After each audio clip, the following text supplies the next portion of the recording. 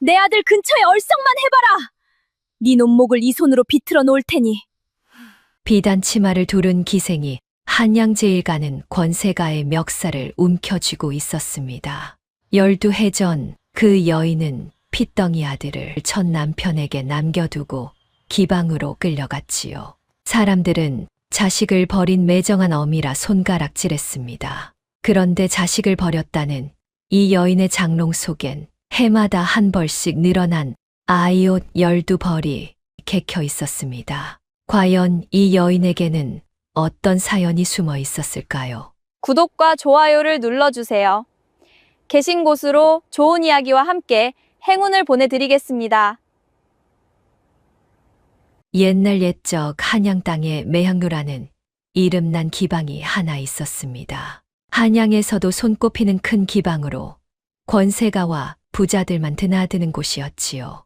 그 매향루에 월하라는 명기가 있었습니다. 가야금 줄을 튕기면 새가 울음을 멈추고 붓을 들어 난을 치면 그 향이 방 안에 퍼진다는 여인이었지요. 어느 봄밤이었습니다. 매향루 너른 방에 한양에 한다 하는 사내들이 모여 앉았지요. 비단옷을 차려입은 양반들이며 배가 불룩한 부자 상인들이며 그들은 저마다 월하의 눈길 한 번을 얻으려 안달이 나 있었습니다. 월하, 내 오늘 자네에게 줄 선물을 가져왔네. 이 옥놀이개를 보게 청나라에서 들여온 귀한 것이야. 에이, 그깟 놀이개가 다 무엇이오. 월하, 내가 자네에게 논열맞이기를 떼어주리다. 어떤가? 사내들이 앞다투어 재물을 내놓았습니다. 그러나 월하는 그저 옅은 미소만 지을 뿐 누구에게도 곁을 주지 않았지요. 그 도도한 자태의 사내들은 더욱 애가 탔습니다. 닿을 수 없는 것일수록 더 탐나는 법이니까요. 그런데 그 화려한 자리에서 월하의 눈길은 엉뚱한 곳을 향하고 있었습니다. 한쪽 구석에 앉은 한 사내, 기름진 얼굴에 처진 눈을 한 늙은 권세가였지요. 월하는 술을 따르고 웃음을 흘리면서도 그 사내만은 매서운 눈으로 살피고 있었습니다. 마치 먹잇감을 노리는 짐승처럼 말이지요. 그 사내가 바로 조판서 조경문이었습니다. 겉으로 보기에 월하는 그 권세가의 비위를 맞추는 일개 기생이었습니다. 그러나 그 속은 아무도 알지 못했지요. 화려한 비단옷 아래 월하의 가슴에는 십수년 묵은 한이 칼처럼 박혀 있었습니다. 그리고 그 한의 끝에 바로 저 조경문이라는 자가 있었던 것이지요. 연회가 파하고 사내들이 하나둘 돌아가자 월하는 홀로 방에 남았습니다. 화장을 지우고 비단옷을 벗으니 화려하던 명기는 사라지고 지친 한 여인만 남았지요. 월하는 등잔불 아래 앉아 장롱 깊은 곳에서 무언가를 꺼냈습니다. 곱게 개켜진 사내 아이의 저고리였지요. 월하는 그 옷을 가슴에 안고 오래도록 어루만졌습니다. 세상 사람들은 이 여인을 월하라 불렀습니다. 한양 장안에서 그 이름을 모르는 사내가 없었지요. 그러나 이 여인에게 본래의 이름이 따로 있다는 것을 아는 이는 거의 없었습니다. 윤소정. 12해 전까지 여인은 그 이름으로 불렸습니다. 4대 부가의 안주인으로 한 사내의 아내로 한 아이의 어미로 살았던 것이지요. 그 시절의 소정을 기억하는 이라면 지금의 월하를 결코 알아보지 못했을 것입니다. 그만큼 세월은 모질었고 여인은 변했습니다. 이 이야기는 그 윤소정이라는 여인의 이야기입니다. 소정이 매향루로 끌려온 것은 20살 되던 해의 일이었습니다. 등에 핏덩이를 떼어놓고 빈 문서 한 장에 끌려왔지요. 그날 밤 매향루의 늙은 행수어미 매월은 끌려온 여인을 보고 혀를 찼습니다. 쯧쯧 또 양반집 마님이 굴러떨어졌구먼. 곱기는 고운데 저 눈빛이 영 글렀어. 죽으려 들겠구나. 저것은 매월의 말대로였습니다. 소정은 끌려온 첫 사흘 동안 곡기를 끊었지요. 방구석에 웅크려 앉아 누구와도 말을 섞지 않았지요. 매월이 미음을 들이밀어도 고개를 돌렸습니다. 그저 빈 벽만 바라보며 소리 없이 눈물을 흘릴 뿐이었습니다. 얘야, 이러다 정말 죽는다. 죽으면 그걸로 끝이야. 내가 두고 온 게 무엇이든 죽으면 영영 못 본다. 매월의 그 말에 소정의 어깨가 흠칫 떨렸지요. 두고 온 것, 그 한마디가 여인의 가슴을 찔렀던 것이지요. 소정은 천천히 고개를 들었습니다. 핏기 없는 입술이 달싹였습니다. 제 아이는 잘 있을까요?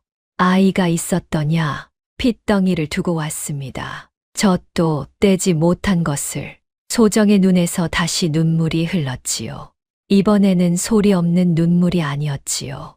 가슴 깊은 곳에서 터져 나오는 짐승의 울음 같은 것이었습니다. 매월은 그 울음을 가만히 들었습니다. 늙은 기생은 살면서 수없이 많은 여인의 울음을 들어왔지만 이런 울음은 흔치 않다는 것을 알았지요. 얘야, 잘 들어라. 내가 여기서 죽으면 그 아이는 어미 없는 자식으로 한평생을 산다. 허나 내가 살아남으면 언젠가는 그 아이를 다시 볼 수도 있어. 이 바닥이 모질긴 해도 사람만 있으면 길이 열리는 법이다. 소정은 그 말을 한참 곱씹었습니다. 살아남으면 길이 열린다. 그 말이 캄캄한 방 안에 한 줄기 빛처럼 떨어졌지요. 여인은 소매로 눈물을 닦았습니다. 그러고는 미음 그릇을 끌어당겼습니다. 식어 굳은 미음을 여인은 천천히 떠먹기 시작했지요. 그날부터 소정은 죽기를 그만두었습니다. 대신 살기로 했지요. 그것도 아주 모질게, 아주 독하게 살기로 마음먹었습니다. 소정이 매향루에 끌려오기 전 그녀가 어떤 여인이었는지를 말하려면 12해를 거슬러 올라가야 합니다. 한양에서 그리 멀지 않은 고을에 한씨 성을 가진 양반 가문이 있었습니다. 대대로 벼슬을 지낸 명문은 아니었으나 청렴하기로 이름난 집안이었지요. 그 집의 장손이 한석규라는 선비였습니다. 한석규는 글재주가 뛰어나고 마음이 고든 사람이었습니다. 26세 윤소정을 아내로 맞았지요. 소정은 이웃 고을 선비의 딸로 바느질 솜씨가 빼어나고 글도 제법 읽을 줄 아는 처자였습니다. 두 사람은 금슬이 좋았습니다. 혼이 난 이듬해에는 아들도 보았지요. 아이의 이름은 무영이라 지었으나 집에서는 그저 돌이라 불렀습니다. 돌처럼 단단하게 자라라는 뜻이었지요. 여보, 우리 돌이가 당신을 꼭 닮았소. 이 눈매 좀 보시오. 아니에요. 인매는 서방님을 닮았는걸요. 핏덩이를 가운데 두고 두 부부는 그렇게 웃었습니다. 가난했으나 따뜻한 집이었지요. 마당에는 감나무 한 그루가 있었고 가을이면 그 감이 발갛게 익었습니다. 소정은 그 감을 따서 곶감을 만들어 시어머니께 올리곤 했습니다. 시어머니는 며느리를 친딸처럼 아꼈지요. 그 집에 한 사내가 드나들기 시작한 것은 도리가 태어나고 얼마 지나지 않아서였습니다. 한양에서 내려온 조경문이라는 자였지요. 그때만 해도 조경문은 판서가 아니었습니다. 벼슬길에 막 오른 야심 찬 관리였지요. 그는 한석규의 글재주를 탐냈습니다. 아니, 정확히는 한석규의 집안이 가진 땅을 탐냈습니다. 한씨 가문은 비록 벼슬은 변변치 않았으나 선대로부터 물려받은 기름진 땅이 제법 있었지요. 그 땅은 고을에서도 손꼽히는 옥토였지요. 조경문은 그 땅에 눈독을 들였습니다. 처음에는 좋은 값에 사겠노라 제안했지요. 한석규는 거절했습니다. 선대께서 물려주신 땅입니다. 함부로 팔 수 없습니다. 허허, 선비님도 참 답답하시오. 내 시세보다 후하게 저 드리겠다는데 이런 기회가 흔한 줄 아시오? 송구하나 뜻을 거두어 주십시오. 한석규는 정중하되 단호했습니다. 조경문은 겉으로는 웃으며 물러났으나 속으로는 이를 갈았지요. 제 뜻을 거스른 자를 가만두는 위인이 아니었습니다. 그날 이후 조경문은 다른 길을 찾기 시작했습니다. 사서 안 되면 빼앗으면 그만이라는 것이 그자의 생각이었지요. 그 무렵 소정은 아무것도 몰랐습니다. 남편이 어떤 위험에 처해 있는지, 그 집안에 어떤 먹구름이 들이우고 있는지를 그저 도리를 품에 안고 곶감을 말리고 남편의 도포를 다리며 평온한 나날을 보냈지요. 그 평온이 얼마나 위태로운 것인지 여인은 알지 못했습니다. 어느 날 저녁 시어머니가 소정의 손을 잡고 이런 말을 했습니다. 얘야, 사람의 정이라는 게 참 묘한 것이다. 곁에 있을 때는 그 귀한 줄을 모르지. 헌데 어미의 정은 말이다. 자식이 알아주지 않아도 10년을 흐르는 강물 같은 것이란다. 흘러도 흘러도 마르지 않아. 어머니, 갑자기 어이 그런 말씀을. 글쎄다. 그냥 문득 그런 생각이 들었구나. 너도 어미가 되었으니 언젠가 이 말뜻을 알게 될 게다. 소정은 그저 웃었지요. 그때는 그 말이 무슨 뜻인지 깊이 헤아리지 못했지요. 곁에 자식이 있고 남편이 있는데 흐르는 강물이라니. 어미의 정이 마르지 않는다는 말이 그저 늙은 시어머니의 정담으로만 들렸던 것입니다. 어머니도 참, 저는 평생 도리 곁을 떠나지 않을 거예요. 강물이 어디 있어요. 저는 우물처럼 한자리에 고여 있을 건데요. 그래, 그랬으면 좋겠구나. 정말 그랬으면. 시어머니는 그렇게 말하며 며느리의 머리를 쓰다듬었습니다. 그 손길에는 알 수 없는 쓸쓸함이 배어 있었지요. 소정은 그 쓸쓸함의 까닭을 묻지 않았습니다. 그저 시어머니가 나이 들어 마음이 약해진 탓이려니 여겼지요.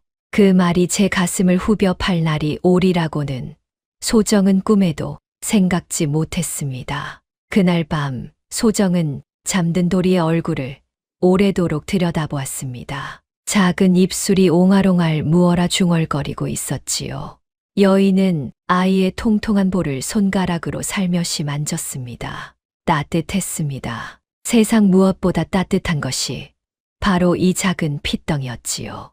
도라, 어미가 너를 얼마나 사랑하는지 아니. 어미는 너를 위해서라면 무엇이든 할 수 있단다. 소정은 잠든 아이에게 속삭였습니다. 그 말이 훗날 어떤 시련으로 돌아올지 그때의 소정은 알지 못했습니다. 무엇이든 할 수 있다는 그 다짐이 자식을 제 손으로 떼어놓는 일까지 포함하게 되리라고는 말입니다. 그러나 평온한 날들은 그리 길지 않았습니다. 먹구름은 이미 그 집 처마 끝까지 밀려와 있었지요. 그리고 그 먹구름은 머지않아 천둥이 되어 한씨 가문을 내리쳤습니다. 한씨 가문에 화가 닥친 것은 그의 늦가을이었습니다. 마당에 감이 미처 다 익기도 전이었지요. 어느 날 새벽 관아의 포졸들이 들이닥쳤습니다. 횃불을 든 자들이 마당을 가득 메웠지요. 잠에서 깬 소정이 무슨 일인가 싶어 문을 열었을 때 이미 한석규는 포승줄에 묶이고 있었습니다. 서방님, 이게 대체 무슨 일입니까? 소정이 맨발로 뛰쳐나갔습니다. 포졸 하나가 그녀를 거칠게 밀쳤지요. 소정은 마당에 나뒹굴었습니다. 그래도 다시 일어나 남편에게 달려갔습니다. 이 사람을 어디로 데려가는 겁니까?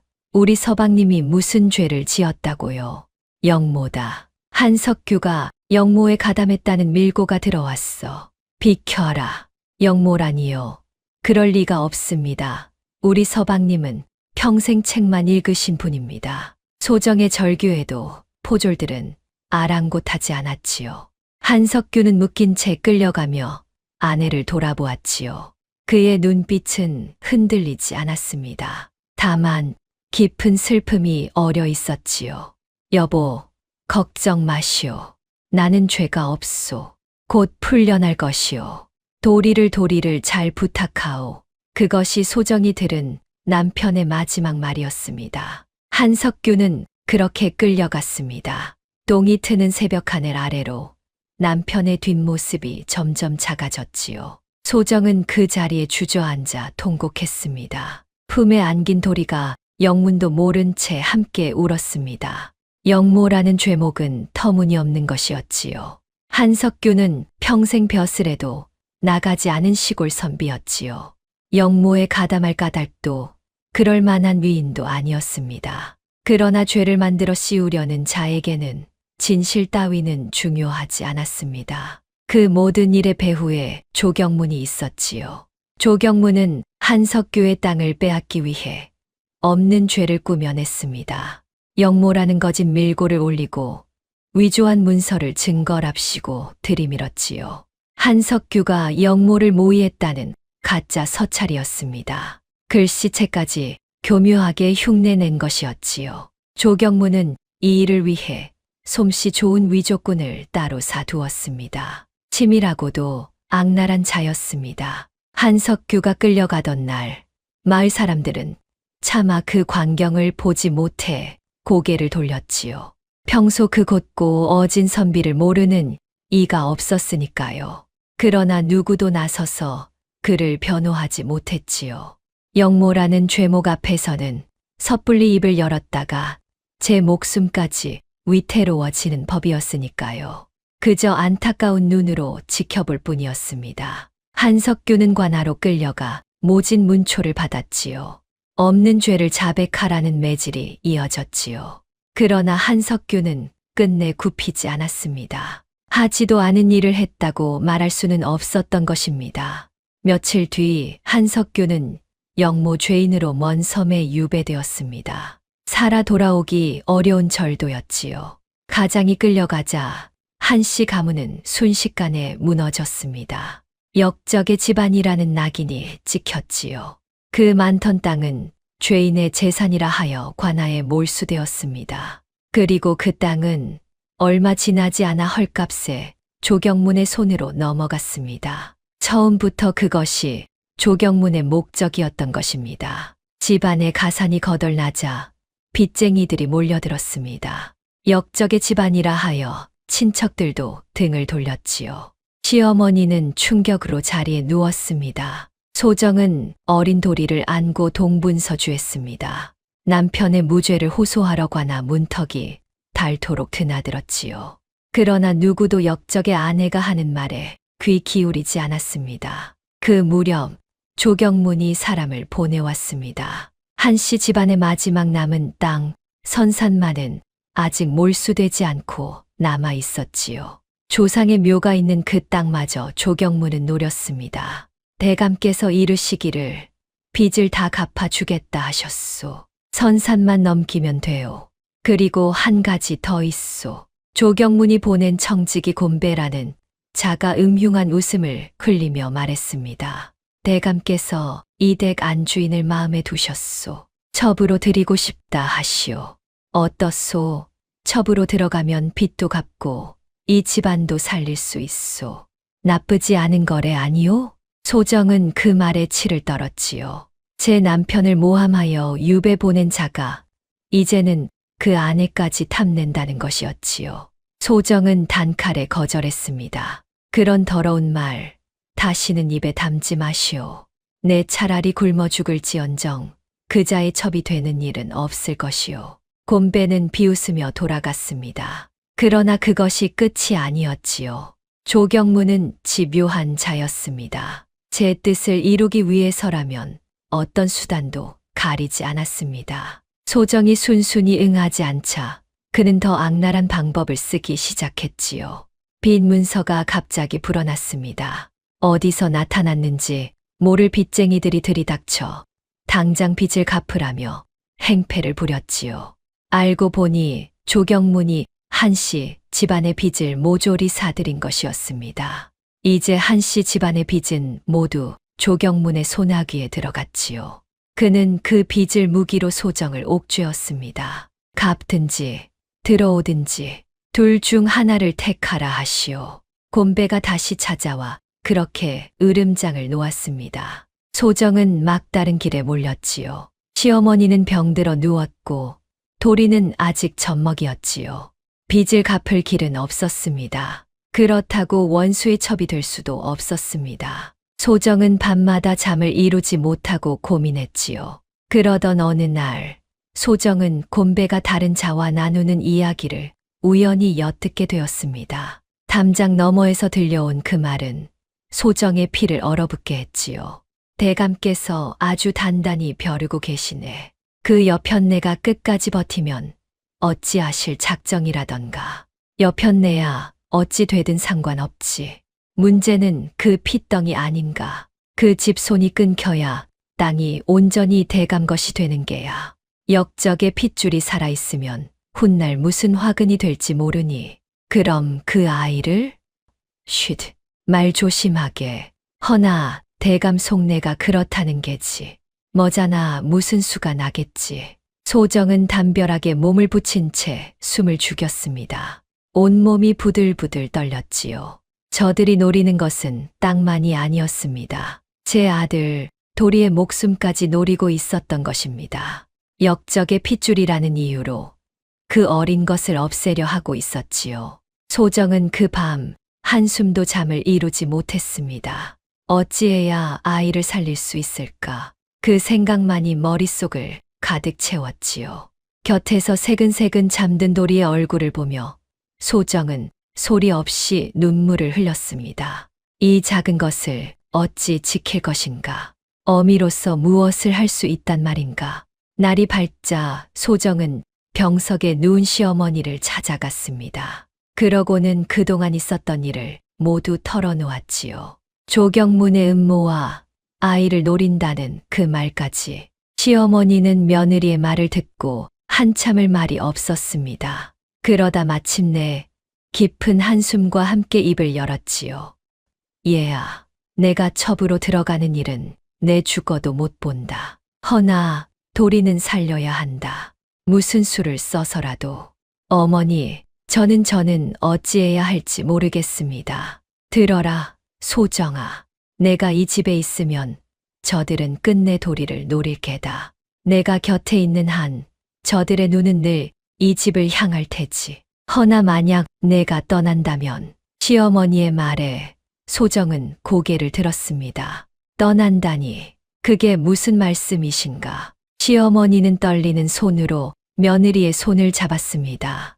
내가 저들의 손에 들어가면 저들의 눈은 너에게 쏠릴 게다. 그 틈에 도리는 내가 숨겨 키우마. 역적의 자식이 아니라 그저 평범한 아이로. 내가 미끼가 되어 저들을 묶어둔다면 그 아이는 살 수 있을 게야. 소정은 그 말에 무게의 숨이 막혔습니다. 시어머니가 하는 말은 곧 소정에게 자식을 버리고 떠나라는 것이었지요. 그것도 원수의 손에 제 발로 걸어 들어가라는 것이었습니다. 그래야만 아이가 산다는 것이었지요. 어머니, 어찌 제가 도리를 두고 떠난단 말입니까? 그럴 수는 없습니다. 소정아, 어미라는 자리가 본래 그런 것이다. 품에 끼고 있는 것만이 사랑이 아니야. 때로는 떨어져서 지키는 것이 더 모진 사랑인 게다. 내가 곁에 있어 그 아이가 죽는 것과 내가 떠나 그 아이가 사는 것. 어느 쪽을 택하겠느냐? 소정은 대답하지 못했습니다. 그저 시어머니의 손을 붙잡고 흐느낄 뿐이었지요. 자식을 살리기 위해 자식을 버려야 한다니. 이 무슨 모진 운명이란 말인가. 그러나 다른 길이 없다는 것을 소정도 알고 있었습니다. 아이를 살리는 길은 그것뿐이었지요.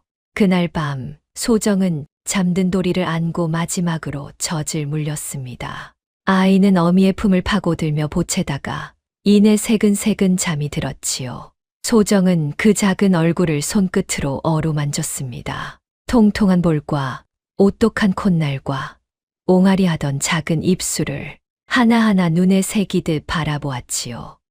돌아, 어미를 용서하지 마라. 어미가 너를 버렸다고 원망해도 좋다. 그래야 내가 산다면 어미는 1000번이고 10,000번이고 그 원망을 받으마. 소정은 잠든 아이의 귀에 대고 자장가를 불렀습니다. 아이를 재울 때마다 부르던 그 노래였지요. 자장자장 우리 아기 꽃밭에서 잠을 자고 자장자장 우리 아기 별밭에서 꿈을 꾸고. 나직한 노랫소리가 방 안에 흘렀습니다. 그 노래를 부르는 동안 소정의 눈에서는 쉴 새 없이 눈물이 흘러내렸지요. 그러고는 품에서 작은 천 조각을 꺼냈습니다. 아이가 자라면 잎일 저고리를 짓던 천이었지요.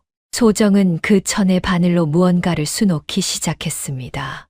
어둠 속에서 한 땀 한 땀. 그것은 아이의 이름 석자였습니다. 한무영. 언젠가 이 아이가 제 이름을 알아볼 날을 위해 어미는 그 이름을 천에 새겼지요. 며칠을 더 고민한 끝에 소정은 마침내 결심을 굳혔습니다. 떠나기로. 아이를 살리기 위해 자식을 두고 떠나기로. 세상이 자신을 매정한 어미라 욕할지라도 그것이 도리를 살리는 길이라면 기꺼이 그 욕을 뒤집어 쓰기로 했지요. 그것이 어미가 자식에게 줄 수 있는 마지막 사랑이라 믿었던 것입니다. 소정이 매향루로 끌려가던 날, 하늘은 잔뜩 흐려 있었습니다. 첫눈이 흩날리는 추운 날이었지요. 소정은 시어머니 앞에 큰 절을 올렸습니다. 시어머니는 며느리의 손을 잡고 한참을 울었지요. 어머니, 도리를 부탁드립니다. 부디 건강하게만 키워 주십시오. 그리고 제가 이 1000조각을 남깁니다. 아이가 자라거든 어미가 이 이름을 새겼노라 전해 주십시오. 소정은 무영의 이름이 수놓인 1000조각을 시어머니께 건넸습니다. 시어머니는 그것을 받아 가슴에 품었지요. 염려 마라. 이 늙은이가 목숨이 붙어 있는 한 도리는 내가 지키마. 너는 부디 살아남아라. 죽지 말고 살아남아서 언젠가 이 아이를 다시 보아라. 소정은 마지막으로 잠든 도리의 얼굴을 보았습니다. 차마 떨어지지 않는 발걸음이었지요. 그러나 돌아서야 했습니다. 여기서 머뭇거리면 모든 것이 무너질 테니까요. 소정은 이를 악물고 돌아섰습니다. 그러고는 청지기 곤배를 따라 집을 나섰지요. 잘 생각했소. 진작 이럴 것이지. 대감께서 아주 기뻐하실 거요. 곤배가 능글맞게 웃었습니다. 소정은 그 웃음에 대꾸하지 않았습니다. 다만 속으로 다짐했지요. 두고 보아라.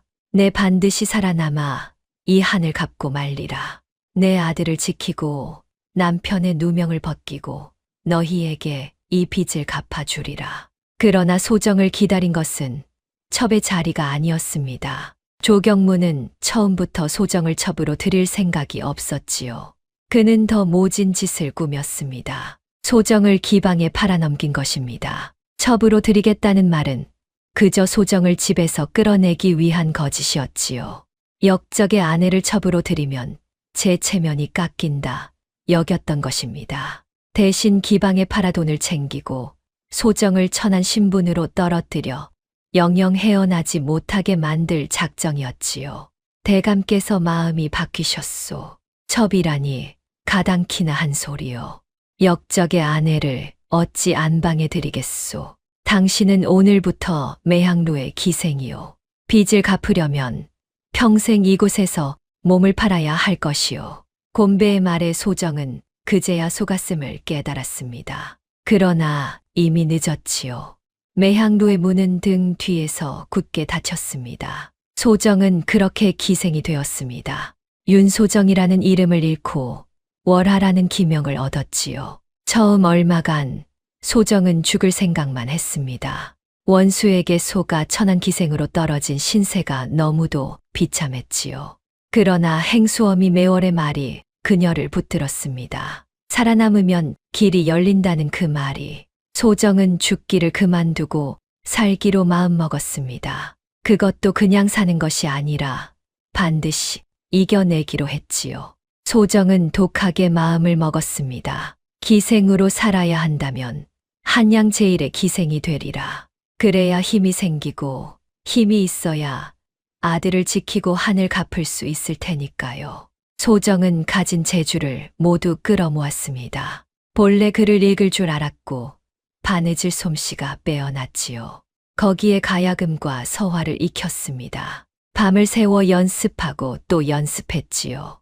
얘가 독종이구나. 잠도 안 자고 가야금만 뜯어대니 손가락에 피가 나도록. 매월은 혀를 내둘렀습니다. 소정의 손끝은 가야금 줄에 베어 늘 피가 맺혀 있었지요. 그래도 소정은 멈추지 않았습니다. 붓글씨도 마찬가지였지요. 먹을 갈고 또 갈며 난을 치고 또 쳤습니다. 손끝이 부르트고 눈이 침침해지도록 연습했지요. 매월이 보다 못해 그만 쉬라 해도 소정은 멈추지 않았습니다. 어미, 저는 쉴 수가 없습니다. 한시라도 빨리 이름을 얻어야 힘이 생기고 그 힘으로 제 아이를 지킬 수 있으니까요. 그 말에 매월은 더는 말리지 못했습니다. 자식을 향한 그 모진 집념을 늙은 기생도 꺾을 수 없었던 것이지요. 소정의 그 피나는 노력은 헛되지 않았습니다. 먹을 갈고 또 갈며 난을 치고 또 쳤지요. 몇 해가 지나자 소정의 재주는 한양 장안에 소문이 나기 시작했습니다. 월하의 가야금 소리는 사람의 애간장을 녹인다 했습니다. 월하가 친난 그림은 살아있는 듯하다 했지요. 무엇보다 월하는 아무에게나 곁을 주지 않는 도도한 기생이었습니다. 돈만으로는 그녀의 술 한 잔을 받을 수 없다는 소문이 돌았지요. 그럴수록 사내들은 더욱 그녀에게 매달렸습니다. 닿을 수 없는 것일수록 더 탐나는 법이니까요. 그렇게 소정은 한양 제일의 명기 월하가 되었습니다. 끌려온 지 몇 해 만의 일이었지요. 이제 월하의 이름은 권세가들 사이에서도 함부로 할 수 없는 것이 되었습니다. 그녀가 모은 재물도 적지 않았지요. 매향로의 안주인이나 다름없는 위세를 갖게 되었습니다. 그러나 소정이 명기가 되려 했던 진짜 까닭은 따로 있었습니다. 바로 조경문을 곁에 두기 위함이었지요. 소정은 일부러 조경문에게 곁을 내주었습니다. 자신을 이 지경으로 만든 원수였지만 그 자를 곁에 두어야 그 속내를 살필 수 있었으니까요. 조경문은 어느새 판서의 자리에 올라 있었습니다. 한씨 가문의 땅을 발판으로 출세 가도를 달린 것이지요. 그는 월하에게 흠뻑 빠졌습니다. 제가 기방에 팔아넘긴 여인이 천하의 명기가 되었으니 그 묘한 인연에 더욱 집착했지요.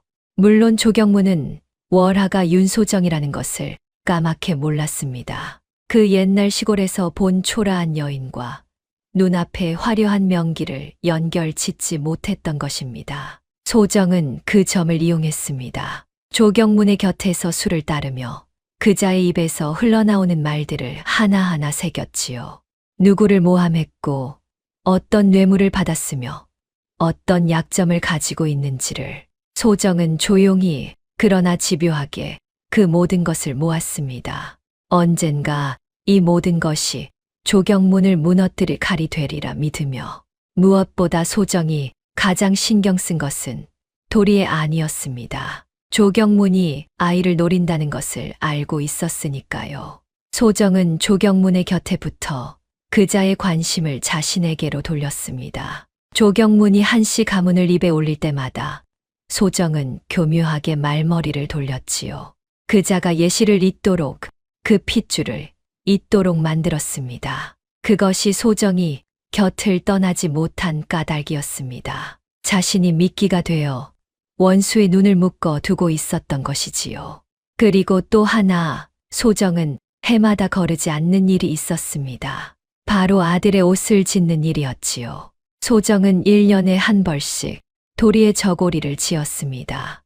아이가 자랐을 키를 가늠하여 해마다 조금씩 큰 옷을 지었지요.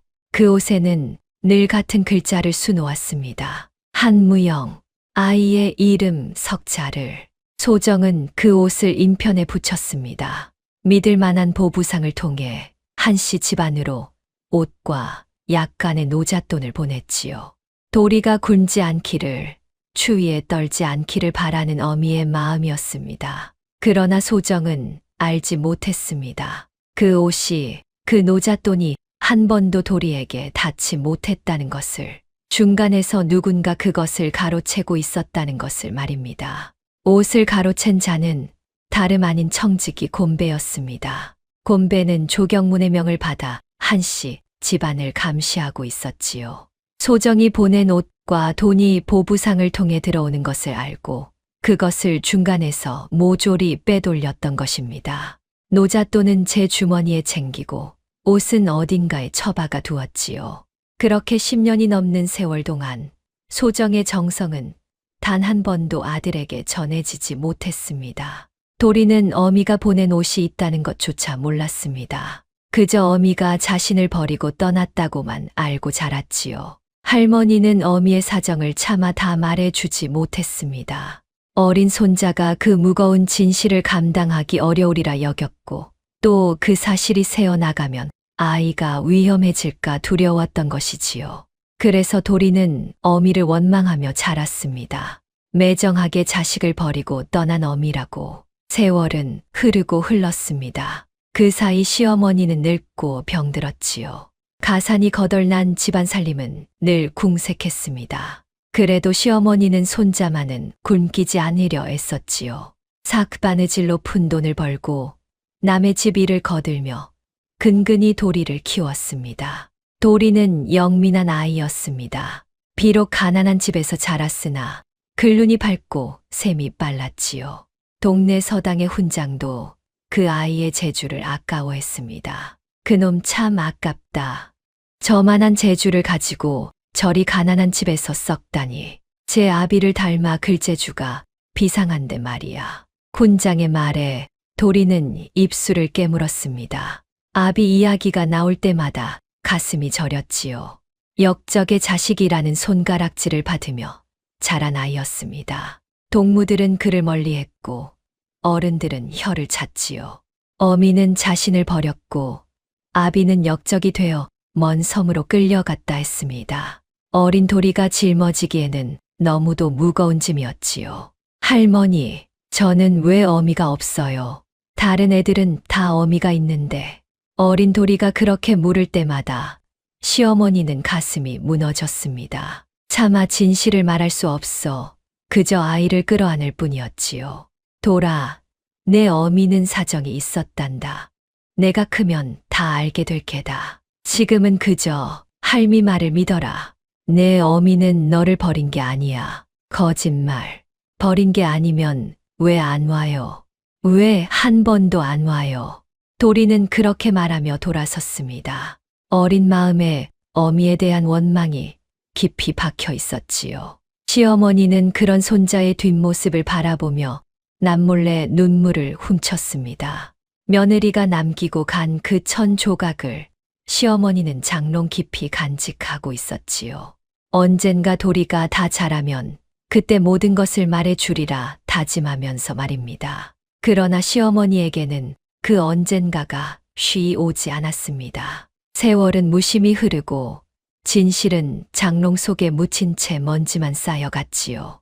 한편 매향루의 월화는 해마다 한 벌씩 지은 옷이 아들에게 닿지 못하는 줄도 모른 채 그저 묵묵히 바늘을 들었습니다.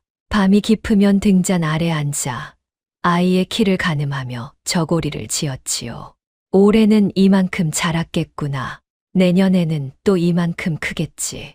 얼굴 한 번 보지 못한 아들의 모습을 어미는 바느질로 그렸습니다. 그리고 그 진실이 세상 밖으로 나오기까지는 아직 더 모진 시련들이 남아 있었습니다. 도리가 12살이 되던 해였습니다. 그해 봄, 한씨 집안에 또 한 번의 시련이 닥쳤지요. 병석에 누워있던 시어머니의 병이 깊어진 것입니다. 늙은 몸에 그동안의 고생이 쌓여 이제는 자리에서 일어나기조차 힘들어졌지요. 도리는 할머니의 병구안을 하느라 서당도 가지 못했습니다. 약 한 첩 제대로 쓸 형편이 못 되어 그저 죽을 끓여 올리는 것이 전부였지요. 할머니, 죽 좀 드세요. 조금이라도 드셔야 기운을 차리시죠. 도라 이 할미는 이제 글렀다. 그저 내가 걱정이구나.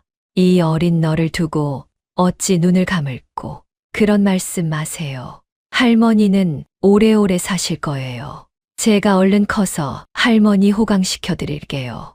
도리는 애써 웃으며 말했습니다. 그러나 그 어린 가슴은 두려움으로 가득했지요.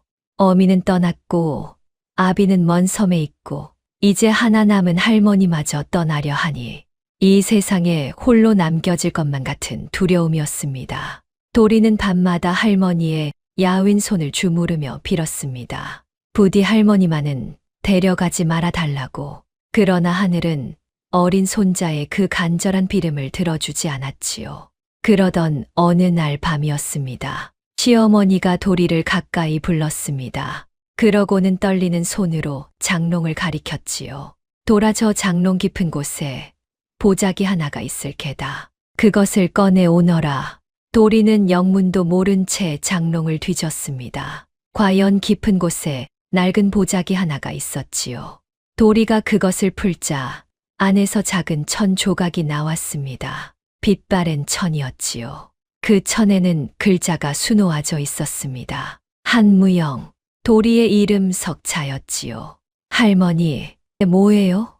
제 이름이, 그것은 내 어미가 남긴 것이다.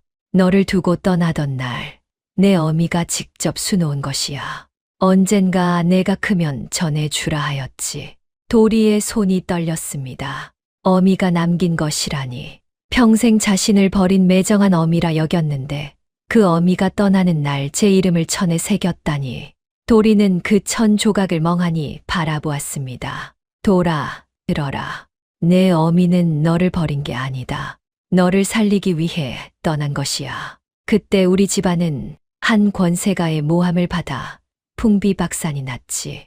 그자가 우리 땅을 빼앗으려 내 아비를 역적으로 몰았다. 그리고 너까지 노렸어. 역적의 핏줄을 없애려 했지. 그게 무슨 말씀이세요? 저를 노렸다니요.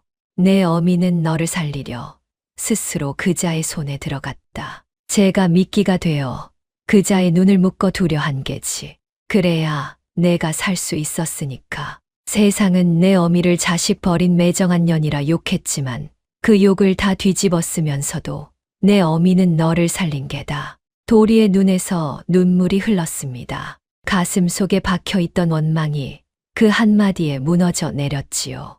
어미가 자신을 버린 게 아니라 살리려 떠났다니.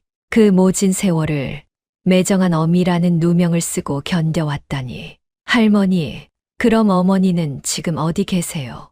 살아 계세요? 그건 이 할미도 모른다. 풍문에 한양 어느 기방에 있다는 말을 들었을 뿐이야.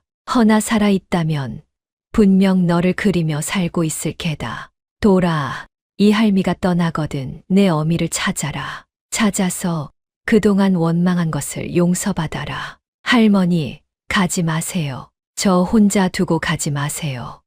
흑흑. 도리는 할머니의 야윈 손을 붙잡고 울었습니다. 그러나 시어머니의 숨은 점점 가빠졌지요. 마지막 기운을 짜내 시어머니는 손자의 볼을 어루만졌습니다. 돌아, 울지 마라. 이 할미는 내 곁을 떠나도 늘 너를 지켜볼 게다. 부디 어미를 찾아 행복하게 살아라. 그것이 이 할미의 마지막 소원이다. 그것이 시어머니의 마지막 당부였습니다. 며칠 뒤 시어머니는 조용히 눈을 감았지요. 손자의 손을 꼭 쥔 채로. 도리는 하나 남은 혈육마저 잃고 이 세상에 홀로 남겨졌습니다. 그러나 그 손에는 어미가 남긴 천 조각이 쥐어 있었지요. 그리고 그 가슴에는 어미를 찾겠다는 새로운 다짐이 자리 잡았습니다. 할머니의 장례를 치른 뒤 도리는 짐을 꾸렸습니다. 어미를 찾아 한양으로 갈 작정이었지요. 가진 것이라고는 어미가 남긴 천 조각과 약간의 노잣돈이 전부였습니다. 그래도 도리는 망설이지 않았습니다. 떠나기 전 도리는 아비와 어미가 함께 살던 옛집을 둘러보았지요. 마당에는 그 옛날 어미가 가꾸었다는 감나무가 여전히 서 있었지요. 이제는 늙어 가지가 앙상했지만 봄이라 연한 잎이 돋고 있었습니다. 도리는 그 나무를 한참 올려다보았습니다. 어미도 이 나무 아래서 자신을 안고 있었을까? 문득 그런 생각이 들었지요. 어머니, 제가 찾아갈게요. 그동안 원망했던 것 다 잘못했어요. 부디 살아계세요. 도리는 천 조각을 가슴에 품고 그렇게 중얼거렸습니다. 그 천에 수놓인 제 이름을 손끝으로 더듬으며 한 번도 본 적 없는 어미의 얼굴을 떠올려 보았지요. 어떤 얼굴일까? 어떤 목소리일까? 자신을 안고 자장가를 불러주었을까? 알 수 없는 그리움이 어린 가슴을 가득 채웠습니다. 마을 어귀를 나서는데 서당 훈장이 도리를 불러 세웠습니다. 손에 엽전 몇 잎을 쥐어 주었지요. 얘야, 먼 길인데 이거라도 보태 쓰거라. 내 아비가 참으로 고든 분이셨다. 그 아들이 이리 가는구나. 부디 몸성이 다녀오너라. 훈장님, 고맙습니다. 이 은혜 잊지 않겠습니다. 도리는 깊이 절을 올렸습니다. 훈장은 그 어린 등을 한참 바라보다가 끝내 소매자락으로 눈가를 훔쳤지요. 그러고는 다시 길을 나섰습니다. 어미가 살아있다면 반드시 찾아내리라. 그리고 아비의 누명도 벗기리라. 어린 가슴에 그런 다짐을 품고 도리는 한양을 향해 걸음을 옮겼습니다. 봄볕이 따스하게 등을 비추었지만 앞길에 무엇이 기다리는지는 아무도 알지 못했지요. 한편 그 무렵 매향루의 월아에게도 심상치 않은 일이 벌어지고 있었습니다. 조경문이 다시금 예시를 들추기 시작한 것입니다. 한씨 집안의 시어머니가 죽었다는 소식이 조경문의 귀에 들어갔지요. 곤배가 그 소식을 전했습니다. 대감, 그 한씨 집안 노파가 죽었답니다. 이제 그 집안에 남은 건 그 핏덩이뿐이지요. 헌데 그놈이 집을 떠나 한양으로 향했다 합니다. 한양으로? 무슨 일로? 글쎄요. 제 어미를 찾으러 가는 게 아닐는지요. 그 노파가 죽기 전에 무슨 말이라도 흘렸나 봅니다. 조경문의 눈빛이 날카로워졌습니다. 10수년이 지났어도 그자의 탐욕과 잔인함은 여전했지요. 한씨 가문의 땅으로 출세 가도를 달려온 그였지만 마음 한구석에는 늘 불안이 있었습니다. 혹여 그 예실이 들통나 빼앗은 땅을 도로 토해 내게 될까 하는 불안이었지요. 무엇보다 그 무고가 거짓이었다는 증좌가 세상에 나온다면 판서의 자리는커녕 제 목숨마저 위태로울 터였습니다. 그러니 그 핏줄이 살아 움직이는 것이 조경문에게는 눈의 가시였습니다. 어린 것 하나 없애는 일쯤은 그자에게 아무것도 아니었지요. 대감, 그저 어린 핏덩이입니다. 너무 심려치 마십시오. 어허, 곤배 내가 몰라서 하는 소리다. 불씨는 작을 때 꺼야 하는 법이야. 그 어린 것이 자라 제 아비의 일을 캐기 시작하면 그때는 늦는다. 무슨 수를 써서라도 막아라. 그 아이 찾아내라. 한양에 들어오는 즉시 내게 알려. 화근은 일찌감치 잘라내야 하는 법이니 조경문이 낮게 명령했습니다. 곤배가 음흉하게 웃으며 고개를 숙였지요. 그 모든 이야기를 옆방의 월하가 듣고 있었습니다. 술상을 보러 가던 길에 우연히 그 대화를 엿들은 것이지요. 월하의 얼굴이 새하얗게 질렸습니다. 도리가 한양으로 오고 있다. 그리고 조경문이 그 아이를 노리고 있다. 10수년을 미끼가 되어 막아온 일이 이제 다시 터지려 하고 있었던 것입니다. 월하는 떨리는 손으로 가슴을 눌렀습니다. 어찌해야 하는가? 어찌해야 아이를 지킬 수 있는가?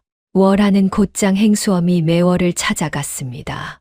매향루에서 가장 오래 산 늙은 기생 매월만은 월하가 마음을 터놓을 수 있는 유일한 사람이었지요. 매월은 표면으로는 조경문의 비위를 맞추는 행수엄이었지만 속으로는 그 권세가의 횡포를 누구보다 미워하고 있었습니다. 어미, 큰일 났습니다. 조판서가 그 아이를 노립니다. 한양으로 오고 있다는 그 아이를. 그 아이라니 설마 내가 그토록 감추던 그 아이 말이냐. 월하는 고개를 끄덕였습니다. 그러고는 그동안 가슴에만 묻어두었던 이야기를 매월에게 털어놓았지요. 자신이 윤소정이라는 것을, 그 아이가 제 친아들이라는 것을, 10수년을 미끼가 되어 그 아이를 지켜왔다는 것을. 매월은 그 이야기를 듣고 한참을 말이 없었습니다. 늙은 눈에 눈물이 그렁그렁 맺혔지요. 세상에 그런 사연이 있었더냐. 나는 그저 내가 모진 팔자를 타고난 줄로만 알았다. 헌데 그게 다 자식을 살리려는 어미의 마음이었구나.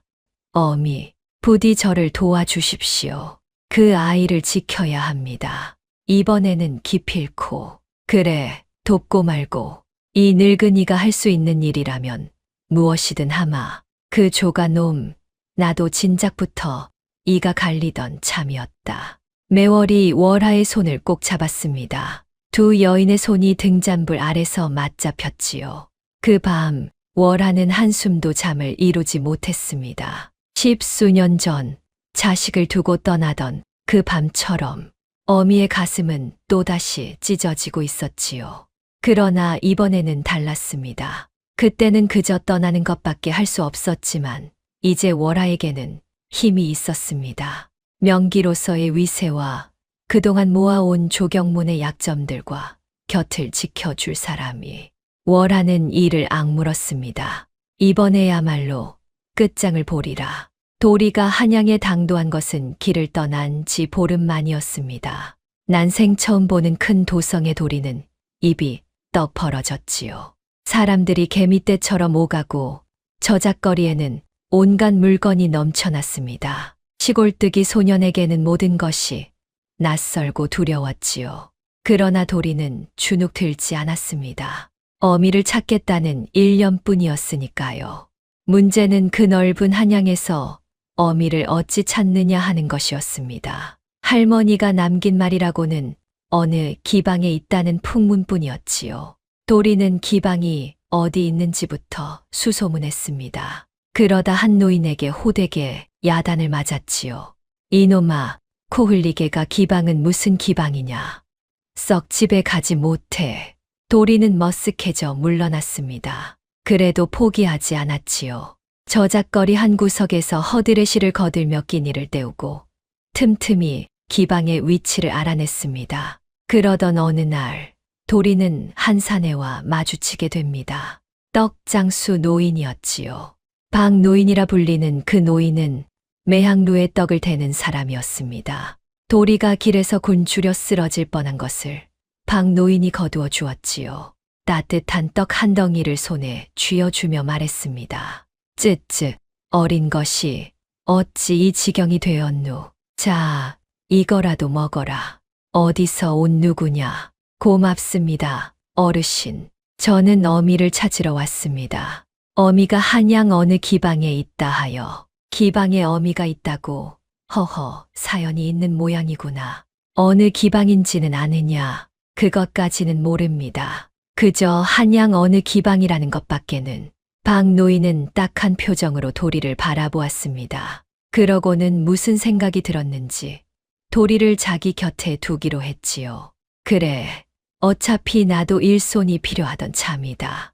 내 떡짐을 같이 지고 다니자. 한양 기방이란 기방은 내가 다 돌아다니니 내 어미도 어디선가 찾을 수 있을지 모르지. 도리는 그 말에 눈물이 핑 돌았습니다. 낯선 땅에서 처음으로 만난 따뜻한 손길이었으니까요. 도리는 박노인을 따라다니며 떡짐을 졌습니다. 그러면서 기방마다 어미의 행방을 물었지요. 박노인은 그런 도리를 친손자처럼 아꼈습니다. 떡짐을 지고 다니다 다리가 아프면 업어주기도 하고 끼니 때면 제 몫에 떡을 떼어 도리 입에 먼저 넣어 주었지요.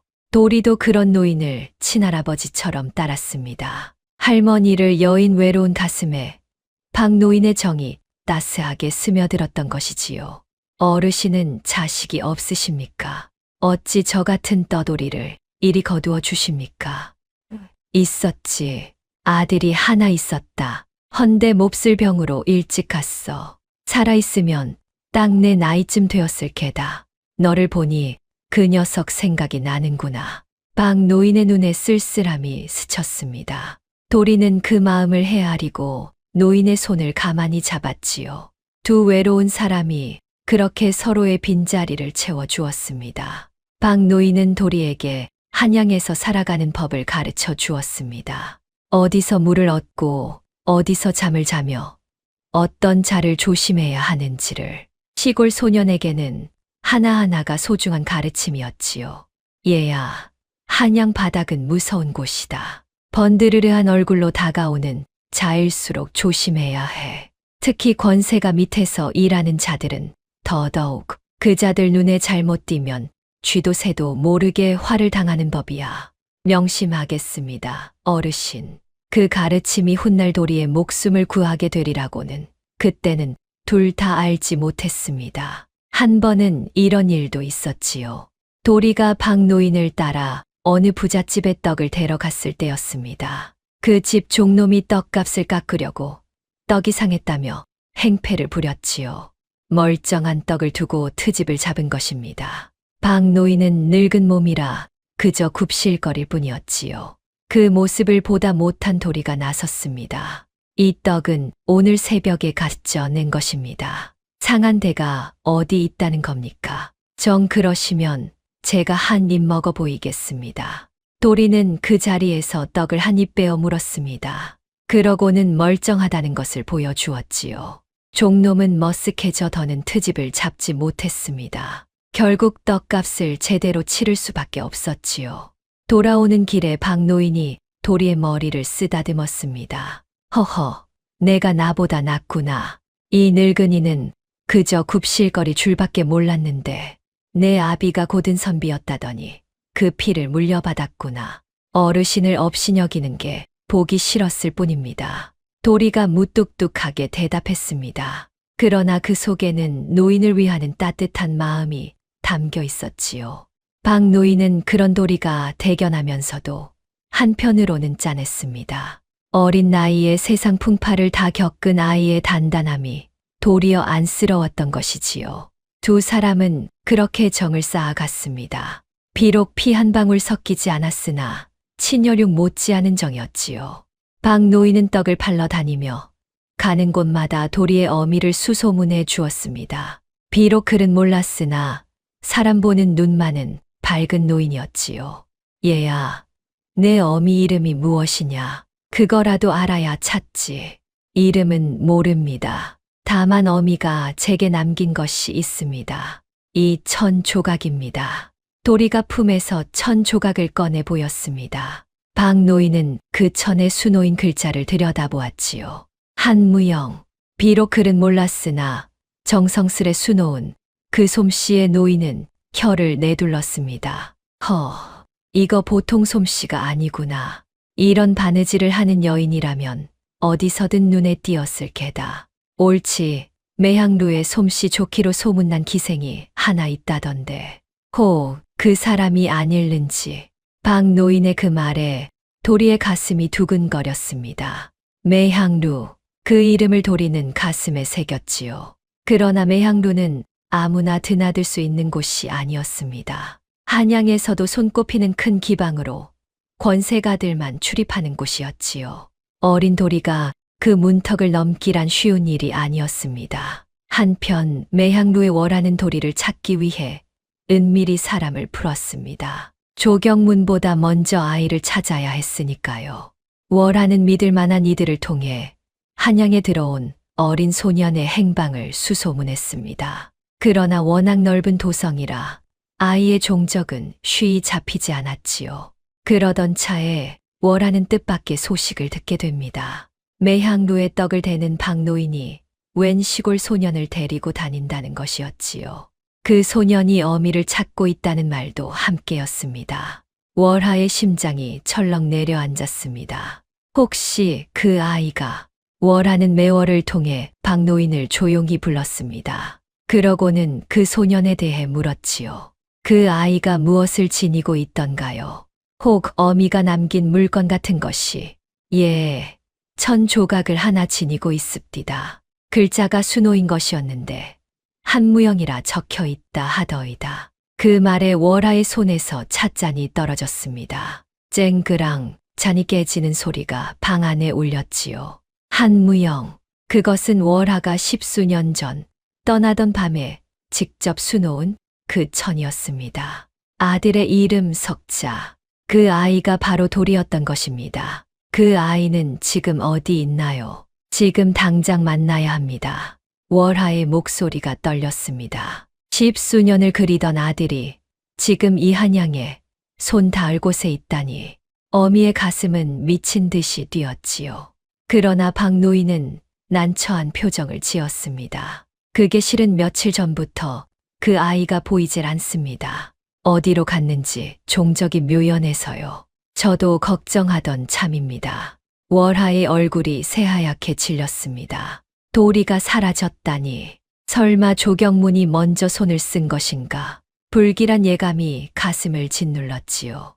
월하는 매월과 함께 백방으로 도리의 행방을 수소문했습니다. 그러나 아이는 어디에서도 찾을 수 없었지요. 마치 한양 땅으로 꺼져버린 것만 같았습니다. 월하는 가진 재물을 아낌없이 풀었습니다. 거짓대에게, 장사꾼들에게, 떠돌이들에게, 돈을 쥐어주며 어린 소년을 찾아달라 부탁했지요. 한양 바닥에 눈과 귀를 모조리 사들인 것입니다. 매월도 발이 닳도록 뛰어다녔습니다. 늙은 몸을 이끌고 골목골목을 뒤졌지요. 얘야, 너무 상심 말거라. 그 아이가 영민하다면 분명 살아있을 게다. 내가 십수년을 지켜온 아이가 아니냐. 그리 쉬 잘못되지는 않을 게야. 매월이 월하를 위로했습니다. 그러나 월하의 마음은 타들어갔지요. 밤마다 잠을 이루지 못하고 등잔 아래 앉아 아들의 옷을 매만졌습니다. 십수년간 지어온 그 옷들을, 이 옷의 주인이 지금 어디서 굶주리고 떨고 있을 것을 생각하니 어미의 가슴은 미어졌지요. 돌아, 어디 있느냐? 이 어미가 여기 있다. 부디 무사해라. 부디. 월하는 옷을 끌어안고 흐느꼈습니다. 그토록 가까이 왔는데, 손 닿을 곳까지 왔는데 또다시 아이를 잃을까 봐 어미의 두려움은 그 무엇보다 컸지요. 사실 도리는 곤배의 부하들에게 쫓기고 있었습니다. 조경문이 풀어놓은 자들이 한양에 들어온 시골 소년을 찾아 헤매던 끝에 도리의 자취를 발견한 것이지요. 그날의 일은 이러했습니다. 도리가 박노인의 떡짐을 지고 저작거리를 지나는데 험상궂은 산에 둘이 다가왔지요. 그들은 도리의 행색을 위아래로 훑더니 슬쩍 말을 붙였습니다. 얘야, 너 혹시 시골서 어미 찾으러 온 아이 아니냐? 우리가 내 어미를 안다. 따라오너라. 도리는 귀가 번쩍 뜨였습니다. 어미를 안다니 하마터면 따라 나설 뻔했지요. 그러나 그 순간 박노인의 가르침이 떠올랐습니다. 번드르르하게 다가오는 자를 조심하라던 그 말이, 도리는 사내들의 눈빛에서 섬뜩한 무언가를 느꼈습니다. 어미를 안다면서 어미의 이름도 생김새도 말하지 못하는 것이 이상했지요. 고맙습니다만 어르신과 함께 가야 합니다. 잠시만 기다려 주세요. 도리는 그렇게 둘러대고는 떡짐을 진 채 슬그머니 자리를 떴습니다. 사내들이 눈치를 채고 뒤를 쫓았지요. 도리는 떡짐을 내던지고 죽어라 달렸습니다. 좁은 골목으로 또 골목으로, 시골에서 산을 타며 자란 덕에 발은 빨랐지요. 가까스로 사내들을 따돌린 도리는 어느 폐가에 몸을 숨기고 밤이 깊도록 숨을 죽였습니다. 영문도 모른 채 누군가 자신을 쫓는다는 것만 알고 도망친 것이었지요. 어미를 찾으러 온 길이 어느새 쫓기는 신세가 되어버린 것입니다. 도리는 박노인에게도 돌아가지 못했습니다. 행여 노인에게까지 화가 미칠까 두려웠던 것이지요. 그렇게 도리는 홀로 한양의 뒷골목을 전전하게 되었습니다. 도리는 한양의 뒷골목을 전전하며 몸을 숨겼습니다. 굶주리고 지친 몸으로 어둠 속을 헤맸지요. 도대체 누가 왜 자신을 쫓는단 말인가? 어린 도리로서는 알 수 없는 일이었습니다. 그저 두렵고 막막할 뿐이었지요. 그러나 도리는 포기하지 않았습니다. 어미를 찾기 전에는 결코 쓰러질 수 없었으니까요. 품속에 천 조각을 꼭 쥐고 도리는 이를 악물었습니다. 어머니, 조금만 기다리세요. 제가 꼭 찾아갈게요. 도리가 다시 모습을 드러낸 것은 사라진 지 열흘쯤 지나서였습니다. 굶주림에 지친 도리가 매항로 뒷골목에서 쓰러진 것이지요. 마침 그곳을 지나던 매월이 쓰러진 소년을 발견했습니다. 늙은 기생은 한눈에 그 아이가 누구인지 알아보았지요. 품에서 떨어진 천 조각을 보았으니까요. 얘야, 정신 차려라. 너로구나. 내가 그 아이로구나. 매월은 도리를 들쳐업고 매항로로 달려갔습니다. 그러고는 곧장 월하의 방으로 향했지요. 월하는 쓰러진 도리를 보고 그 자리에 얼어붙었습니다. 비록 핏덩이 적에 헤어졌으나 어미는 한눈에 제 자식을 알아보았지요. 제 눈매를 닮은, 제 인매를 닮은 그 얼굴을. 돌아, 내 아들 돌아. 월하는 아이를 끌어안았습니다. 십수년을 그리던 아들이 마침내 어미의 품으로 돌아온 것입니다. 그러나 도리는 정신을 잃은 채였지요. 월하는 정신없이 아이를 보살폈습니다. 따뜻한 죽을 끓여 한술 한술 떠먹이고 식은 땀을 닦아주고 밤새 곁을 지켰지요. 어미의 정성 덕인지 도리는 이틀 만에 눈을 떴습니다. 여기가 어디예요? 어르신은 도리가 흐릿한 눈으로 주위를 둘러보았습니다. 낯선 방, 낯선 여인이 자신을 내려다보고 있었지요. 비단 옷을 곱게 차려입은 아름다운 여인이었습니다. 그 여인의 눈에서 눈물이 흐르고 있었지요. 돌아, 정신이 드느냐? 다행이다. 정말 다행이야. 누구세요? 저를 아세요? 월하는 차마 말을 잊지 못했습니다. 내 어미라고, 내가 내 어미라고. 그 한마디가 목구멍까지 차올랐지만 입 밖으로 나오지 않았지요. 10수년 만에 만난 아들 앞에서 어미는 어찌 말을 꺼내야 할지 알 수 없었습니다. 혹여 아이가 자신을 원망하지는 않을까, 매정한 어미라 외면하지는 않을까. 그 두려움에 월하는 차마 진실을 말하지 못했지요.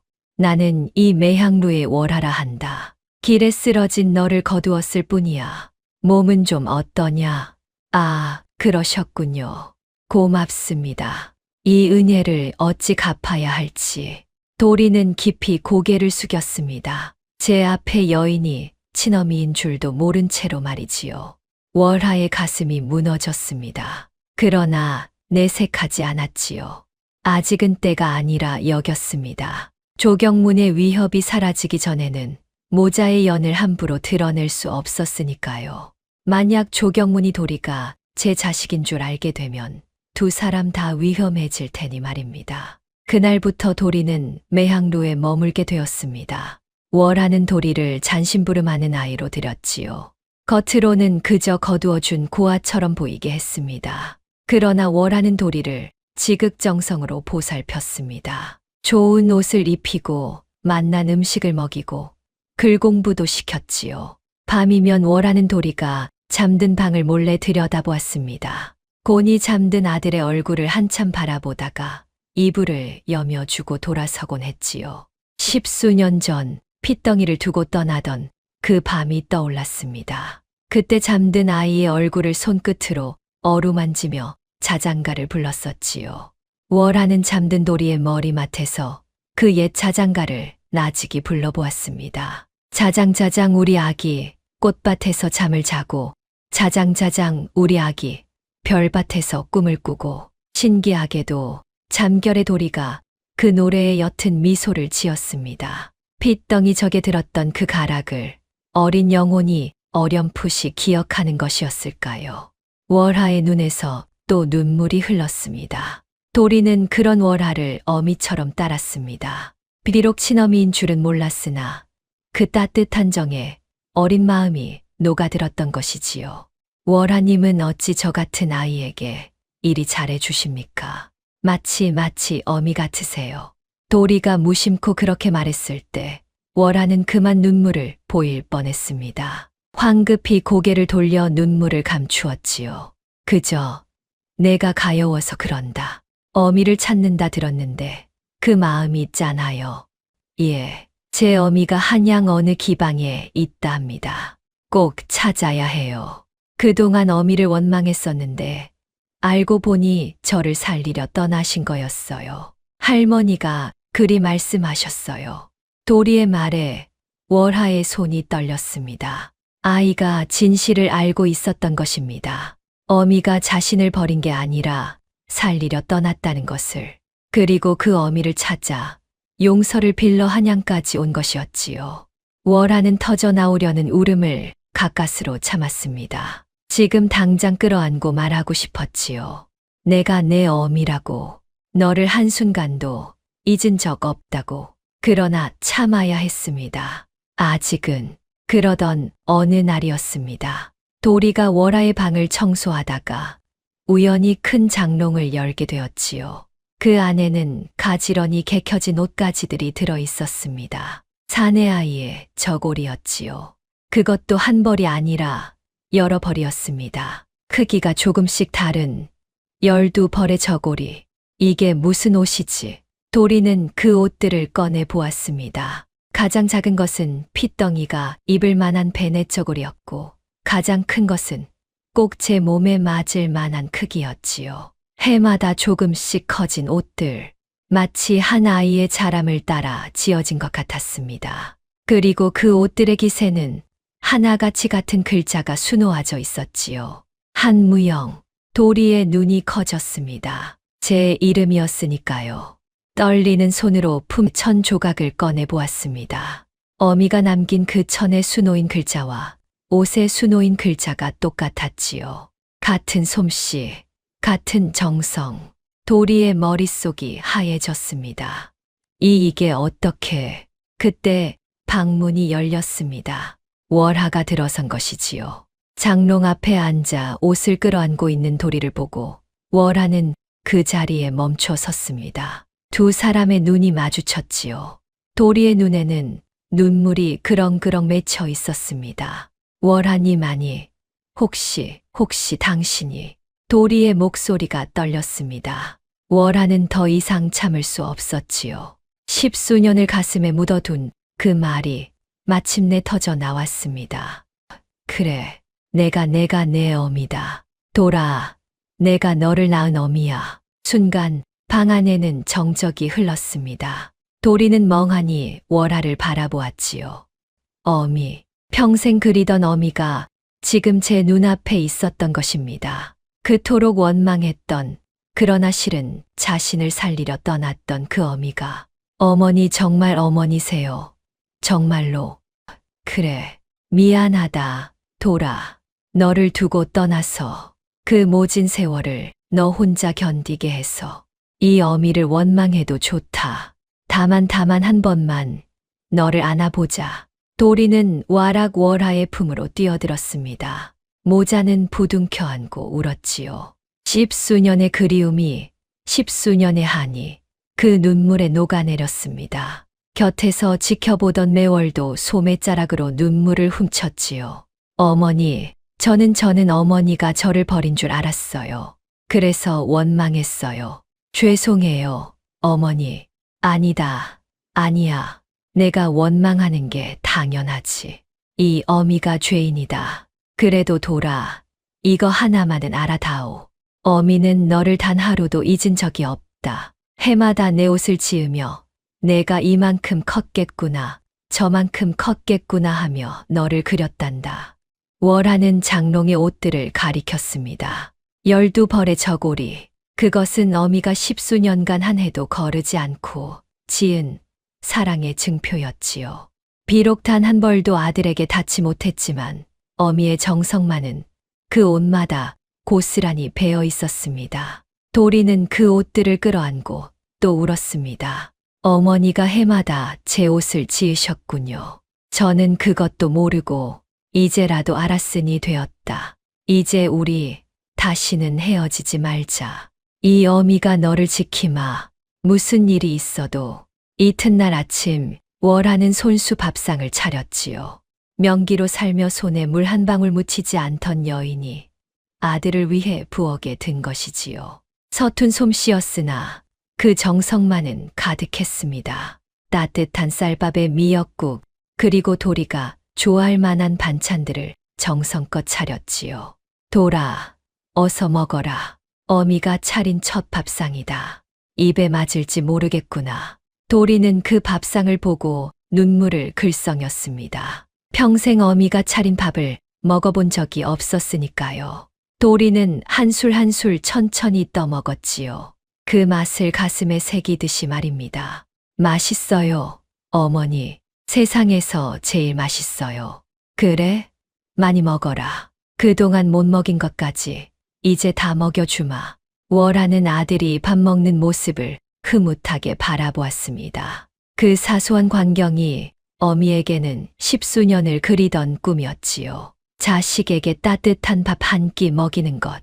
그 평범한 일이 월하에게는 세상 무엇보다 귀한 것이었습니다. 그날 밤 모자는 오래도록 이야기를 나누었지요. 10수년간 쌓인 사연들을 한이며 그리움이며 모두 풀어놓았지요. 도리는 할머니가 돌아가신 일을 전했고 월하는 가슴을 치며 울었습니다. 며느리의 도리도 하지 못하고 시어머니를 떠나보냈으니 그 한이 오죽했겠습니까? 어머니, 그런데 저를 쫓던 자들은 누구예요? 한양에 와서 험상궂은 사내들이 자꾸 저를 쫓았어요. 월하의 표정이 굳었습니다. 마침내 그 이야기를 해야 할 때가 온 것이지요. 월하는 도리에게 모든 것을 들려주었습니다. 조경문이라는 권세가가 한씨 가문의 땅을 빼앗으려 아비를 역적으로 몰았다는 것을, 그리고 그자가 역적의 핏줄을 없애려 도리를 노린다는 것을. 도리는 주먹을 꽉 쥐었습니다. 어린 얼굴에 분노가 차올랐지요. 그자가 아버지를 그리 만들었군요. 그리고 저까지 죽이려 했고요.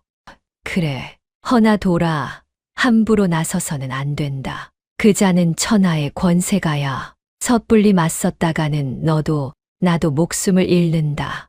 이 어미가 그동안 그자의 약점을 모아왔다. 때를 기다려 한 번에 무너뜨려야 해. 약점이라니요. 그자가 내 아비를 모함할 때 쓴 위조 문서. 그 증거를 손에 넣으면 그자의 죄를 밝힐 수 있다. 이 어미가 10수년을 그자 곁에 붙어 있던 까닭이 바로 그것이야. 조금만 더 기다리자. 월하가 도리의 손을 꼭 잡았습니다. 모자의 눈빛에 같은 다짐이 어렸지요. 아비의 누명을 벗기고 빼앗긴 것을 되찾고 원수를 심판하리라는 다짐이. 그러나 그 길이 결코 쉽지 않으리라는 것을 두 사람은 알고 있었습니다. 모자의 상봉은 그렇게 이루어졌습니다. 그러나 기쁨도 잠시 두 사람 앞에는 아직 넘어야 할 산이 남아 있었지요. 바로 조경문이라는 거대한 벽이었습니다. 그자가 살아있는 한 모자의 평안은 없었으니까요. 그리고 조경문은 머지않아 도리가 매향루에 있다는 것을 알아채게 됩니다. 조경문이 도리의 행방을 알아챈 것은 곤배의 끈질긴 탐문 덕이었습니다. 매향루를 드나드는 자들을 매수하여 그곳에 웬 시골 소년이 머물고 있다는 것을 알아낸 것이지요. 곤배는 그 소식을 조경문에게 전했습니다. 대감, 그 한씨 핏줄이 글쎄 매향루에 숨어 있었습니다. 월하가 거두었다는군요. 월하가, 어찌 월하가 그 아이를. 조경문의 눈빛이 번뜩였습니다. 월하가 그 아이를 거두었다는 것이 영 마음에 걸렸지요. 단순히 가여워서 거두었다기엔 무언가 석연찮은 구석이 있었습니다. 평소 도도하기 그지없는 월하가 어찌 한낱 떠돌이 소년을 곁에 둔단 말인가. 조경문은 그 점이 자꾸만 걸렸습니다. 대감 혹 월하가 그 아이와 무슨 연이 있는 게 아닐는지요. 제가 알아본 바 월하도 본래 시골 양반집 여인이었다 합니다. 빚에 몰려 기방에 팔려왔다고. 곤배의 말에 조경문의 머릿속에 한 가지 의심이 스쳤습니다. 설마 월하가 그 한씨 집안의 여인이란 말인가. 10수년 전 제가 기방에 팔아넘긴 그 여인이. 조경문은 그 의심을 떨치려 했으나 한 번 든 의심은 쉬이 가시지 않았지요. 곤배야, 그 아이와 월하 둘을 잘 살펴라. 만약 둘이 모자지간이라면 이거 아주 재미있는 일이 되겠구나. 조경문의 입가에 음흉한 미소가 번졌습니다. 만약 월하가 그 한씨 여인이고 그 아이가 모자지간이라면 두 사람을 한꺼번에 처리할 수 있을 터였지요. 눈에 가시인 핏줄도 없애고 제 정체를 숨긴 채 곁에 있던 여인도 처단하고. 조경문에게는 더없이 좋은 기회였습니다. 조경문은 먼저 월하의 약점을 캐기 시작했습니다. 그자는 밀정을 풀었지요. 매향루의 어린 기생 하나를 매수하여 월하의 일거수일투족을 감시하게 했습니다. 그 어린 기생은 푼돈에 눈이 멀어 월하가 누구를 만나고 무엇을 하는지 낱낱이 조경문에게 일러 바쳤지요. 대감, 월하가 요즘 그 시골 아이를 끼고 산답니다. 밤이면 그 아이에게 글을 가르치고 손수 옷을 지어 입힌다는군요. 친자식처럼 말입니다. 친자식처럼이라. 조경문의 눈이 가늘어졌습니다. 그 정보 하나하나가 그자의 의심을 굳혀갔지요. 사람을 풀어 월하의 과거를 낱낱이 조사했지요. 그러던 중 한 가지 사실이 드러났습니다. 월하가 해마다 어딘가로 아이 옷과 노잣돈을 붙였다는 것이었지요. 곤배가 그것을 가로채왔다는 사실까지. 조경무는 모든 것을 알아챘습니다. 월하가 바로 그 한씨 여인이며 도리가 그 친아들이라는 것을. 하하, 이런 기막힌 일이 있나. 내가 기방에 팔아넘긴 그 여편네가 천하의 명기 월하였다니. 그리고 제 자식을 곁에 두고 나를 속여왔다니. 10수년을 내 곁에서 나를 농락한 개로구나. 조경무는 분노했습니다. 동시에 무서운 결심을 굳혔지요. 모자를 한꺼번에 없애기로. 그러나 그자는 영악한 위인이었습니다. 함부로 손을 쓰지 않았지요. 먼저 모자 사이를 갈라놓고 월하의 힘을 약하게 만든 다음 천천히 올가맬 작정이었습니다. 조경문의 첫 번째 수는 이간질이었습니다. 그는 매향루에 사람을 보내 교묘한 소문을 퍼뜨렸지요. 월하가 실은 조경문과 한패이며 도리를 미끼로 삼아 무언가를 꾸미고 있다는 헛소문이었습니다. 그 소문은 도리의 귀에까지 들어갔지요. 얘야, 너 그거 아느냐? 월하가 조판서와 보통 사이가 아니란다. 10수년을 그 권세가의 정인으로 지냈다지.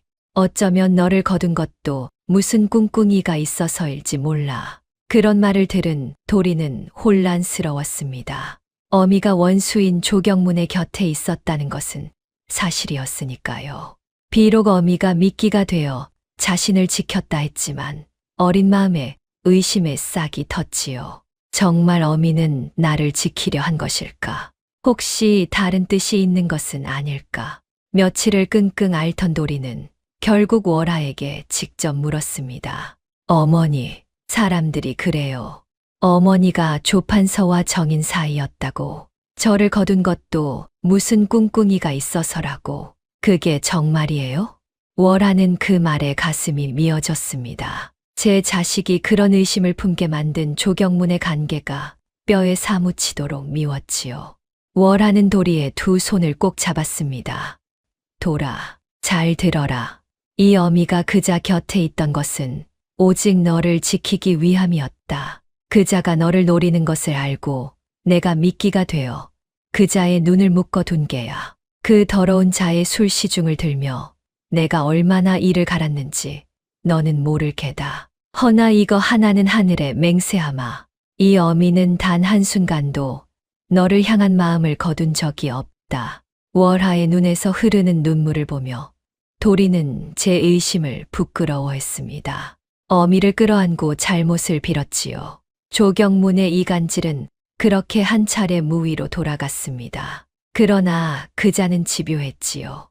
첫 수가 막히자 두 번째 수를 두기 시작했습니다. 조경문의 이간질은 거기서 그치지 않았습니다. 그는 월하에게도 손을 썼지요. 월하를 따로 불러내 은근히 협박하면서도 회유했습니다. 월하야, 내 다 알고 있다. 내가 그 한씨 여인이라는 것을, 그 아이가 내 자식이라는 것을. 10수년을 나를 속였더구나. 허나 나는 너그러운 사람이다. 내가 그 아이를 버리고 내게로 온다면 지난 일은 묻어주마. 어떠냐? 월하는 치를 떨었습니다. 자식을 버리고 제게로 오라니. 그것이 얼마나 잔인한 말인지 조경문은 알고 있었지요. 일부러 그렇게 월하의 가슴을 후벼 판 것입니다. 그런 말 두 번 다시 입에 담지 마십시오. 내 차라리 죽을지언정 내 아들을 버리는 일은 없습니다. 허허, 모정이 참으로 갸륵하구나. 허나 월하야, 잘 생각해라. 내가 끝까지 버티면 그 아이도 너도 무사하지 못할 게다. 내 손이 닿지 않는 곳은 없으니. 조경문은 그렇게 으름장을 놓고 돌아갔습니다. 월하는 두려움에 몸을 떨었지요. 그자가 본격적으로 움직이기 시작했으니 이제 모자에게 남은 시간이 많지 않았습니다. 월하는 서둘러 조경문의 약점을, 그 위조 문서의 증거를 찾아야 했지요. 그 무렵 월하는 한 가지 중요한 단서를 잡았습니다. 조경문이 한석규를 모함할 때 쓴 위조 문서가 아직 어딘가에 보관되어 있다는 것이었지요. 그 위조꾼이 만든 가짜 서찰의 원본 말입니다. 조경무는 그것을 없애지 않고 만일을 위해 보관해 두고 있었습니다. 그것이 어디 있는지만 알아내면 조경문의 죄를 밝힐 수 있었지요. 월하는 그 위조 문서의 행방을 쫓기 시작했습니다. 조경문의 집을 드나드는 자들을 매수하고 그자의 일거수일투족을 살폈지요. 매월도 발벗고 나서 도왔습니다. 얘야, 내가 조판서 집 행랑어멈과 안면이 있다. 그 사람을 통해 집안 사정을 알아보마.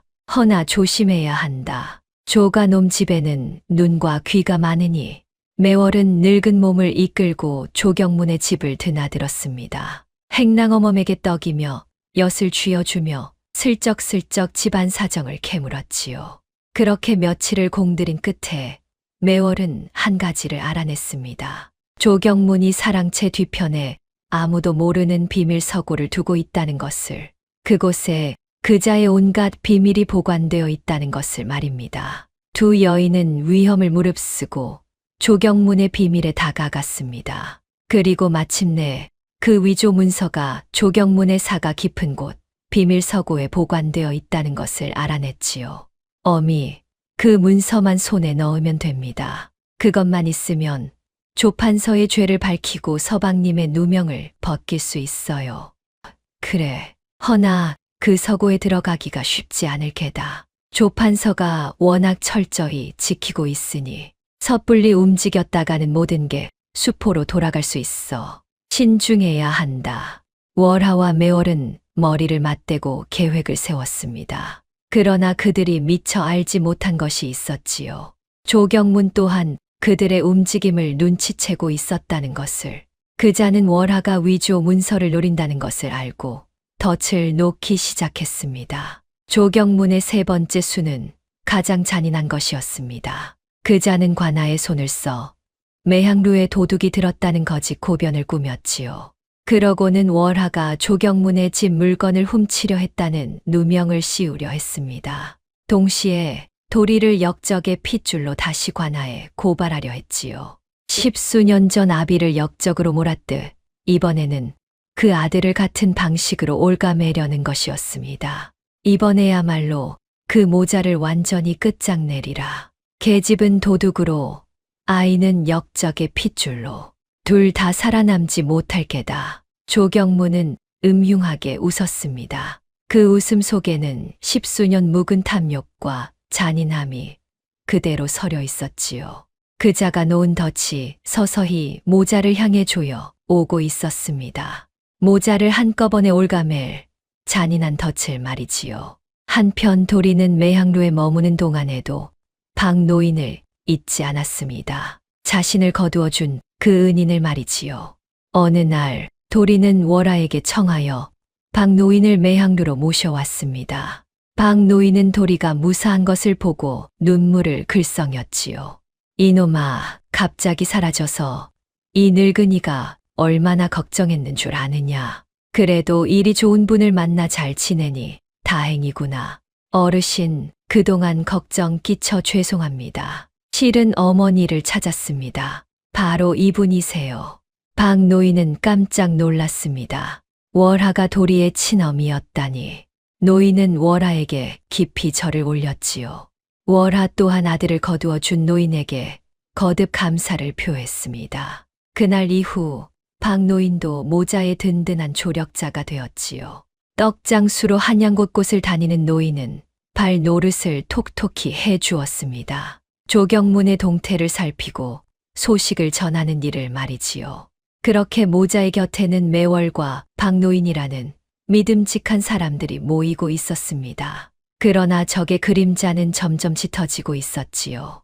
그리고 그 덫은 머지않아 월하와 도리가 가장 절망하는 순간에 작동하게 됩니다. 조경문의 덫은 보름달이 뜬 어느 밤에 작동했습니다. 그날 밤 월하와 매월은 위조 문서를 손에 넣기 위해 조경문의 사가로 향했지요.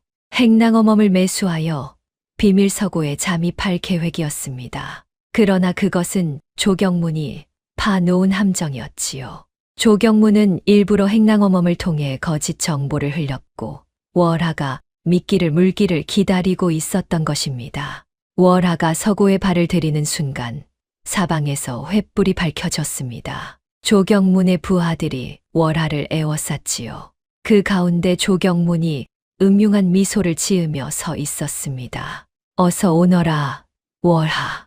아니, 윤소정이라 불러야 하나. 10수년 만에 본명을 들으니 어떠냐.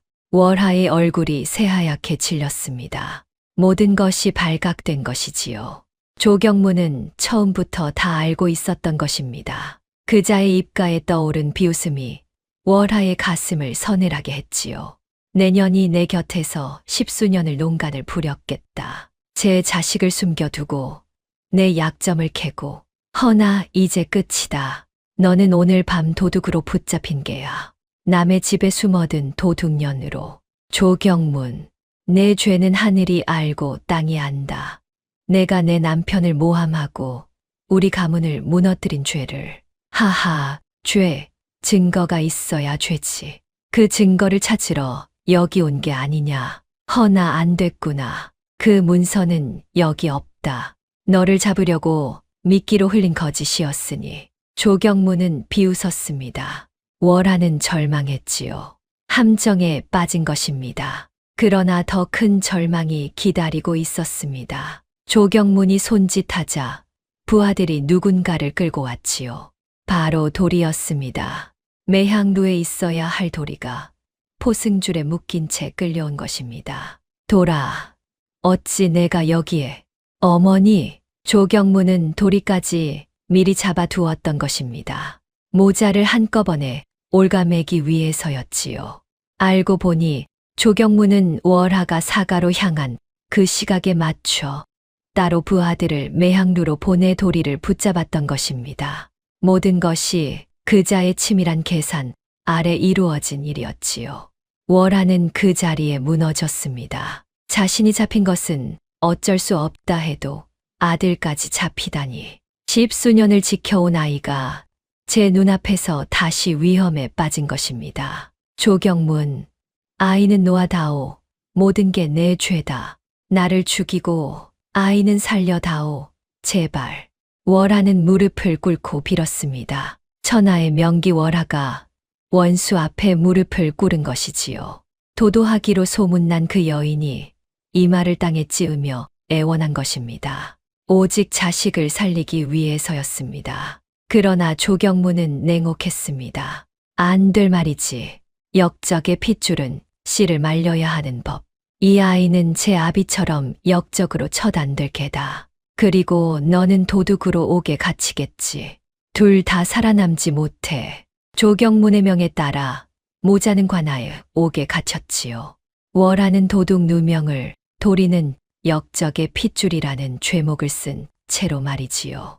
차디찬 옥 안에서 월하는 절망에 빠졌습니다. 10수년을 견뎌온 모든 것이 한순간에 물거품이 되어 버린 것입니다. 그날 밤 옥 안에서 월하는 흐느꼈습니다. 도대체 무엇을 위해 그 모진 세월을 견뎌왔단 말인가. 자식을 살리겠다고, 한을 갚겠다고 이를 악물고 버텨왔는데 결국 이렇게 끝나는 것인가. 어미로서 아무것도 지키지 못하고 또다시 자식을 사지로 내모는 것인가. 차디찬 옥바닥에 무릎을 꿇은 채 월하는 지난 10수년을 돌아보았습니다. 그 긴 세월이 주마등처럼 눈앞을 스쳐 지나갔지요. 핏덩이를 두고 떠나던 그 밤, 매향루에서 죽으려다 마음을 고쳐먹던 날들, 손가락에 피가 맺히도록 가야금을 뜯던 시간들, 원수의 술시중을 들며 이를 갈던 세월, 그 모든 것이 오직 이 아이 하나를 살리기 위함이었지요. 그런데 그 끝이 이것이라니. 내가 부족한 어미라 일이 되었구나. 차라리 그때 죽었더라면 차라리. 월하는 자책했습니다. 그 깊은 절망 속에서 월하는 모든 것을 포기하고 싶었지요. 손끝 하나 까딱할 기운조차 남아있지 않았습니다. 10수년을 버텨온 그 단단한 마음이 마침내 무너져 내리려 하고 있었지요. 그때였습니다. 옆 옥방에서 도리의 목소리가 들려왔습니다. 어머니, 울지 마세요. 어머니 잘못이 아니에요. 돌아, 어머니, 저는요, 어머니를 만난 것만으로도 행복해요. 평생 어미 없는 자식으로 살 줄 알았는데, 이렇게 어머니를 만났잖아요. 어머니가 해마다 제 옷을 지어주셨다는 것도 알았고요. 그것만으로도 저는 여한이 없어요. 어린 아들의 그 말에 월하의 가슴이 미어졌지요. 죽음을 앞둔 어린 것이 도리어 어미를 위로하고 있었던 것입니다. 월하는 옥에 차가운 창살을 붙잡고 울었습니다. 돌아, 그런 말 하지 마라. 우리는 죽지 않는다. 이 어미가 무슨 수를 써서라도 너를 살릴 게야. 어머니, 한 가지만 여쭤봐도 돼요? 어머니가 부르시던 그 노래 자장가요. 제가 잠결에 들었던 것 같은데, 꽃밭에서 잠을 자고 별밭에서 꿈을 꾸고 그 노래 한 번만 더 불러주시면 안 돼요? 월하는 울먹이며 그 자장가를 불렀습니다. 차디찬 옥 안에 어미의 자장가가 나직이 울려 퍼졌지요. 자장자장 우리 아기 꽃밭에서 잠을 자고 핏덩이 적에 불러주던 그 노래를 10수년 만에 다시 아들에게 불러준 것입니다. 도리는 그 노래를 들으며 눈물을 흘렸지요. 옥졸들마저 그 광경에 코끝이 시큰해졌습니다. 그러나 그것은 헛된 위안일 뿐이었습니다. 옥에 갇힌 몸으로 무엇을 할 수 있단 말인가. 월하는 다시 절망에 빠졌지요. 옥졸 하나가 그 모자의 사연을 전해 듣고는 남몰래 주먹밥을 넣어 주기도 했습니다. 비록 죄인이라 하나 그 어미의 정에 마음이 움직인 것이지요. 이거라도 드시오. 어린 것이 굶으면 쓰겠소. 월하는 그 주먹밥을 받아 제 목까지 모두 도리에게 건넸습니다. 어미는 한 술도 입에 대지 않았지요. 그저 아들이 먹는 것을 보는 것만으로도 배가 부르다는 듯이 말입니다. 그렇게 캄캄한 밤이 흘렀습니다. 영혼의 가장 어두운 밤이었지요. 그 깊은 어둠 속에서 문득 월하의 머릿속에 한 사람의 목소리가 떠올랐습니다. 돌아가신 시어머니의 목소리였지요. 10수년 전 그 따뜻하던 시어머니가 했던 말. 어미의 정이란 자식이 알아주지 않아도 10년을 흐르는 강물 같은 것이란다. 흘러도 흘러도 마르지 않아. 월하는 그 말을 곱씹었습니다. 흘러도 흘러도 마르지 않는 강물. 그렇다. 어미의 정은 마르지 않는다. 여기서 포기하면 정말로 모든 것이 끝이다. 마지막 한 방울이 남을 때까지 흘러야 한다. 자식을 위해서라면. 월하는 눈물을 닦고 자리에서 일어났습니다. 절망에 빠져 있을 때가 아니었지요. 무언가 방법을 찾아야 했습니다. 그때 월하의 머릿속에 한 줄기 빛이 스쳤습니다. 매월이었지요. 함정에 빠진 것은 자신이지 매월은 아니었지요. 매월은 그날 밤 다른 곳에 있었습니다. 그렇다면 매월이 아직 밖에 있다는 것이었지요. 그리고 또 하나 월하에게는 비장의 패가 있었습니다. 그동안 모아온 조경문의 약점들. 비록 위조 문서의 원본은 손에 넣지 못했으나 월하는 다른 증거들을 가지고 있었지요. 조경문이 뇌물을 받은 정황, 다른 이들을 모함한 정황. 그것들을 한데 모으면 조경문을 무너뜨릴 수도 있었습니다. 무엇보다 월하에게는 한 가지 결정적인 것이 있었지요. 바로 10수년간 지어온 12벌의 옷, 그리고 그 옷을 가로챈 곤배의 죄였습니다. 그 옷들이야말로 월하가 한씨 집안의 여인이며 도리의 친엄이라는 것을 증명하는 증거였지요. 그리고 곤배가 그것을 가로챘다는 것은 조경문이 한씨 집안을 감시하고 핍박해 왔다는 명백한 증거였습니다. 월하는 마음을 다잡았습니다. 아직 끝나지 않았다. 마지막 한 방울까지 싸우리라. 월하는 옥지기를 매수하여 매월에게 은밀히 기별을 넣었습니다. 모든 증거를 모아 암행어사에게 고하라는 전갈이었지요. 마침 그 무렵 한양에는 임금이 보낸 암행어사가 비밀리에 내려와 있다는 소문이 돌고 있었습니다. 월하는 그 마지막 희망에 모든 것을 걸기로 했습니다. 한편 옥 밖에서는 매월이 발을 동동 구르고 있었지요. 월하와 도리가 잡혀갔다는 소식을 듣고 늙은 기생은 피가 마르는 듯 했지요. 그때 옥지기를 통해 월하의 전갈이 당도했습니다. 매월은 그 전갈을 받아들고 결심을 굳혔지요. 그래, 이 늙은 몸이 마지막으로 한번 나서 보마. 그 가여운 모자를 위해서라면 목숨인들 아까울까. 매월은 곧 장박 노인을 찾아갔습니다. 두 사람은 머리를 맞대고 그동안 월하가 모아둔 증거들을 한데 모으기 시작했지요. 조경문이 뇌물을 받은 정황을 적은 장부, 다른 이들을 모함한 정황을 담은 서찰들, 그리고 무엇보다 중요한 12벌의 옷이었습니다. 매월은 매향루 월하의 방에서 그 옷들을 꺼내 보자기에 쌌지요. 이 옷들이 바로 증거다. 월하가 한씨 집안의 여인이라는, 그 아이의 친엄이라는 증거. 그리고 곤배가 이것을 가로챘다는 것을 밝히면 조가 놈의 죄도 드러날 게야. 매월과 박노인은 그 증거들을 품고 암행어사가 머문다는 곳을 수소문했습니다. 늙은 두 사람이 한양 바닥을 헤매며 마지막 희망을 좇은 것이지요. 천행으로 박노인은 떡장수로 발이 넓었던 덕에 암행어사의 거처를 알아낼 수 있었습니다. 두 사람은 그곳으로 달려갔지요. 그렇게 모든 것이 한 곳으로 모이고 있었습니다.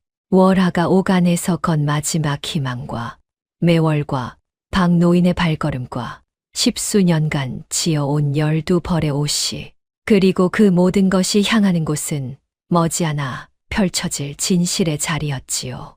조경문의 죄가 만천하에 드러나고 10수년 묵은 한이 풀리는 그 자리 말입니다. 모자가 관하에서 형을 받게 된 날이 밝았습니다. 조경문은 그날을 손꼽아 기다렸지요. 제 손으로 직접 모자의 끝을 보겠다며 관하에 나와 자리를 잡았습니다. 마침 그 자리에는 고을의 수령과 여러 관원들도 함께였지요. 조경문은 그들 앞에서 거드름을 피웠습니다. 저 계집은 남의 집에 숨어든 도둑이요. 그리고 저 아이는 역적 한석규의 핏줄이니 마땅히 그 죄를 물어야 할 것이요. 월하와 도리는 포승줄에 묶인 채 끌려 나왔습니다. 구경꾼들이 관아 마당을 가득 메웠지요. 사람들은 수군거렸습니다. 천하의 명기 월하가 도둑으로 잡혔다며 손가락질하는 자도 있었습니다. 그러나 월하는 고개를 들었지요. 두려움에 떨지 않았지요. 마지막 희망을 믿고 있었으니까요. 바로 그때였습니다. 관아의 문이 활짝 열리며 한 무리의 사람들이 들이닥쳤습니다. 맨 앞에 선 것은 위엄 있는 차림의 관리였지요. 그가 손에 든 마패를 높이 들어 보였습니다. 암행어사 출도요. 모두 그 자리에 멈추어라. 그 한마디에 관아가 발칵 뒤집혔습니다. 조경문의 얼굴이 새하얗게 질렸지요. 암행어사라니, 임금이 보낸 어사가 어찌 이 자리에 나타난단 말인가. 어사의 뒤로 매월과 박노인의 모습이 보였습니다. 두 사람이 어사를 모셔온 것이지요. 늙은 기생과 떡장수 노인이 한양 바닥을 헤매며 마침내 이 자리를 만들어낸 것입니다. 암행어사가 단상에 올라 좌중을 둘러보았습니다. 그 눈빛이 매서웠지요. 좌중은 숨을 죽였습니다. 조경문은 식은땀을 흘리며 어사의 눈치를 살폈지요. 어사가 천천히 조경문을 향해 입을 열었습니다. 조판서, 내 그대의 죄상을 낱낱이 들었소. 10수년 전 한석규라는 선비를 역적으로 모함하여 그 가문의 땅을 빼앗은 죄, 그것이 사실이요?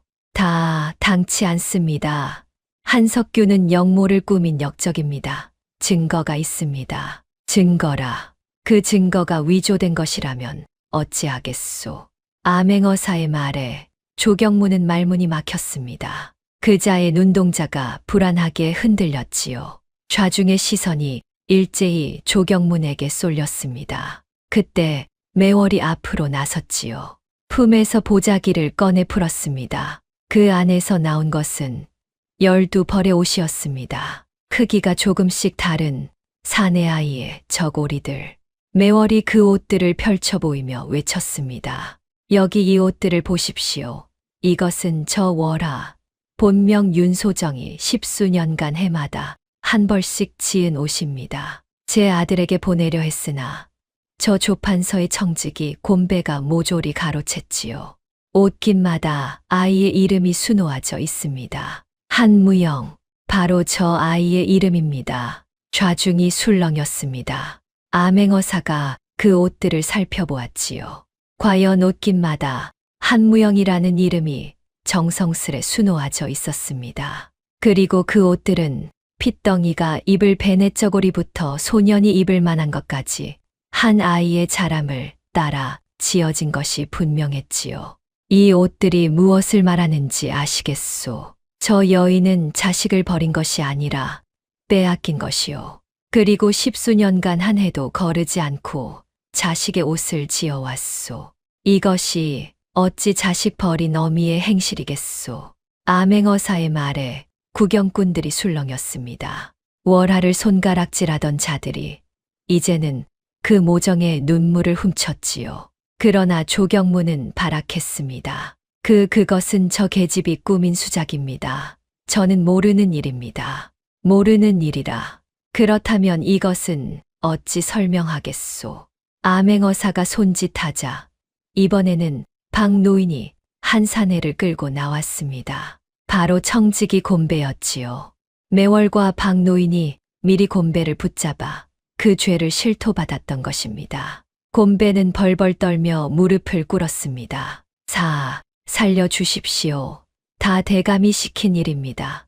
그 옷을 가로채라 한 것도 한씨 집안을 감시하라 한 것도 모두 조판서 대감이 시킨 일입니다요. 곰배의 실토에 조경문의 얼굴이 햇빛이 되었습니다. 측근이 등을 돌린 것이지요. 그러나 끝이 아니었습니다. 암행어사가 다시 입을 열었지요. 뿐만 아니라 그대가 한석규를 모함할 때 쓴 위조 문서, 그 원본을 만든 위조꾼을 우리가 이미 붙잡았소. 그자가 모든 것을 자백했지. 그대가 돈을 주고 가짜 서찰을 만들게 했다는 것을. 이래도 발뺌하겠소. 조경무는 그 자리에 주저앉았습니다. 모든 죄가 드러난 것입니다. 위조 문서도, 옷을 가로챈 일도, 모자를 올가맨 일도, 10수년간 쌓아온 그자의 죄가 마침내 백일하에 드러난 것이지요. 이럴 수가 내가 이렇게. 조경문, 그대는 무고한 선비를 역적으로 몰아 죽음에 이르게 하고 그 가문의 재산을 강탈하였으며 어린 핏줄까지 해하려 한 대역의 죄인이요. 그 죄의 죽음으로도 다 갚지 못할 것이요. 여봐라, 저 죄인을 당장 포박하라. 암행어사의 명에 따라 관졸들이 조경문을 포박했습니다. 천하를 호령하던 권세가가 한순간에 죄인이 되어 끌려간 것이지요. 구경꾼들이 통쾌하다는 듯 손뼉을 쳤습니다. 그동안 조경문에게 핍박받던 백성들이 그자의 몰락을 보며 환호한 것입니다. 저놈이 우리 마을 땅도 빼앗아 갔다. 그 악독한 조판서가 드디어 벌을 받는구나. 마당 곳곳에서 그런 외침이 터져 나왔습니다. 조경문에게 하늘 품은 자가 한둘이 아니었던 것이지요. 그동안 그자의 권세에 눌려 입도 뻥긋 못하던 백성들이 이제야 속에 쌓인 울분을 토해낸 것입니다. 누군가는 돌멩이를 집어 던지려다 관졸에게 제지당하기도 했지요. 조경문은 끌려가며 발버둥 쳤습니다. 그러나 이미 늦었지요. 그자는 모든 것을 잃었습니다. 권세도, 재물도, 목숨까지도. 끌려가던 조경문은 마지막으로 월하를 돌아보았습니다. 그 눈에는 믿을 수 없다는 빛이 가득했지요. 일개 기생이라 여겼던 여인에게 천하의 자신이 무너졌다는 것을 그자는 끝내 받아들이지 못하는 듯 했습니다. 내년이 감히. 그래, 내가 윤소정이다. 내가 무너뜨린 한씨 집안의 안주인이고 내가 죽이려 한 아이의 어미다. 10수년을 내 곁에서 이 날을 기다렸다. 월하가 또박또박 말했습니다. 그 목소리에는 10수년 묵은 한이 서려 있었지요.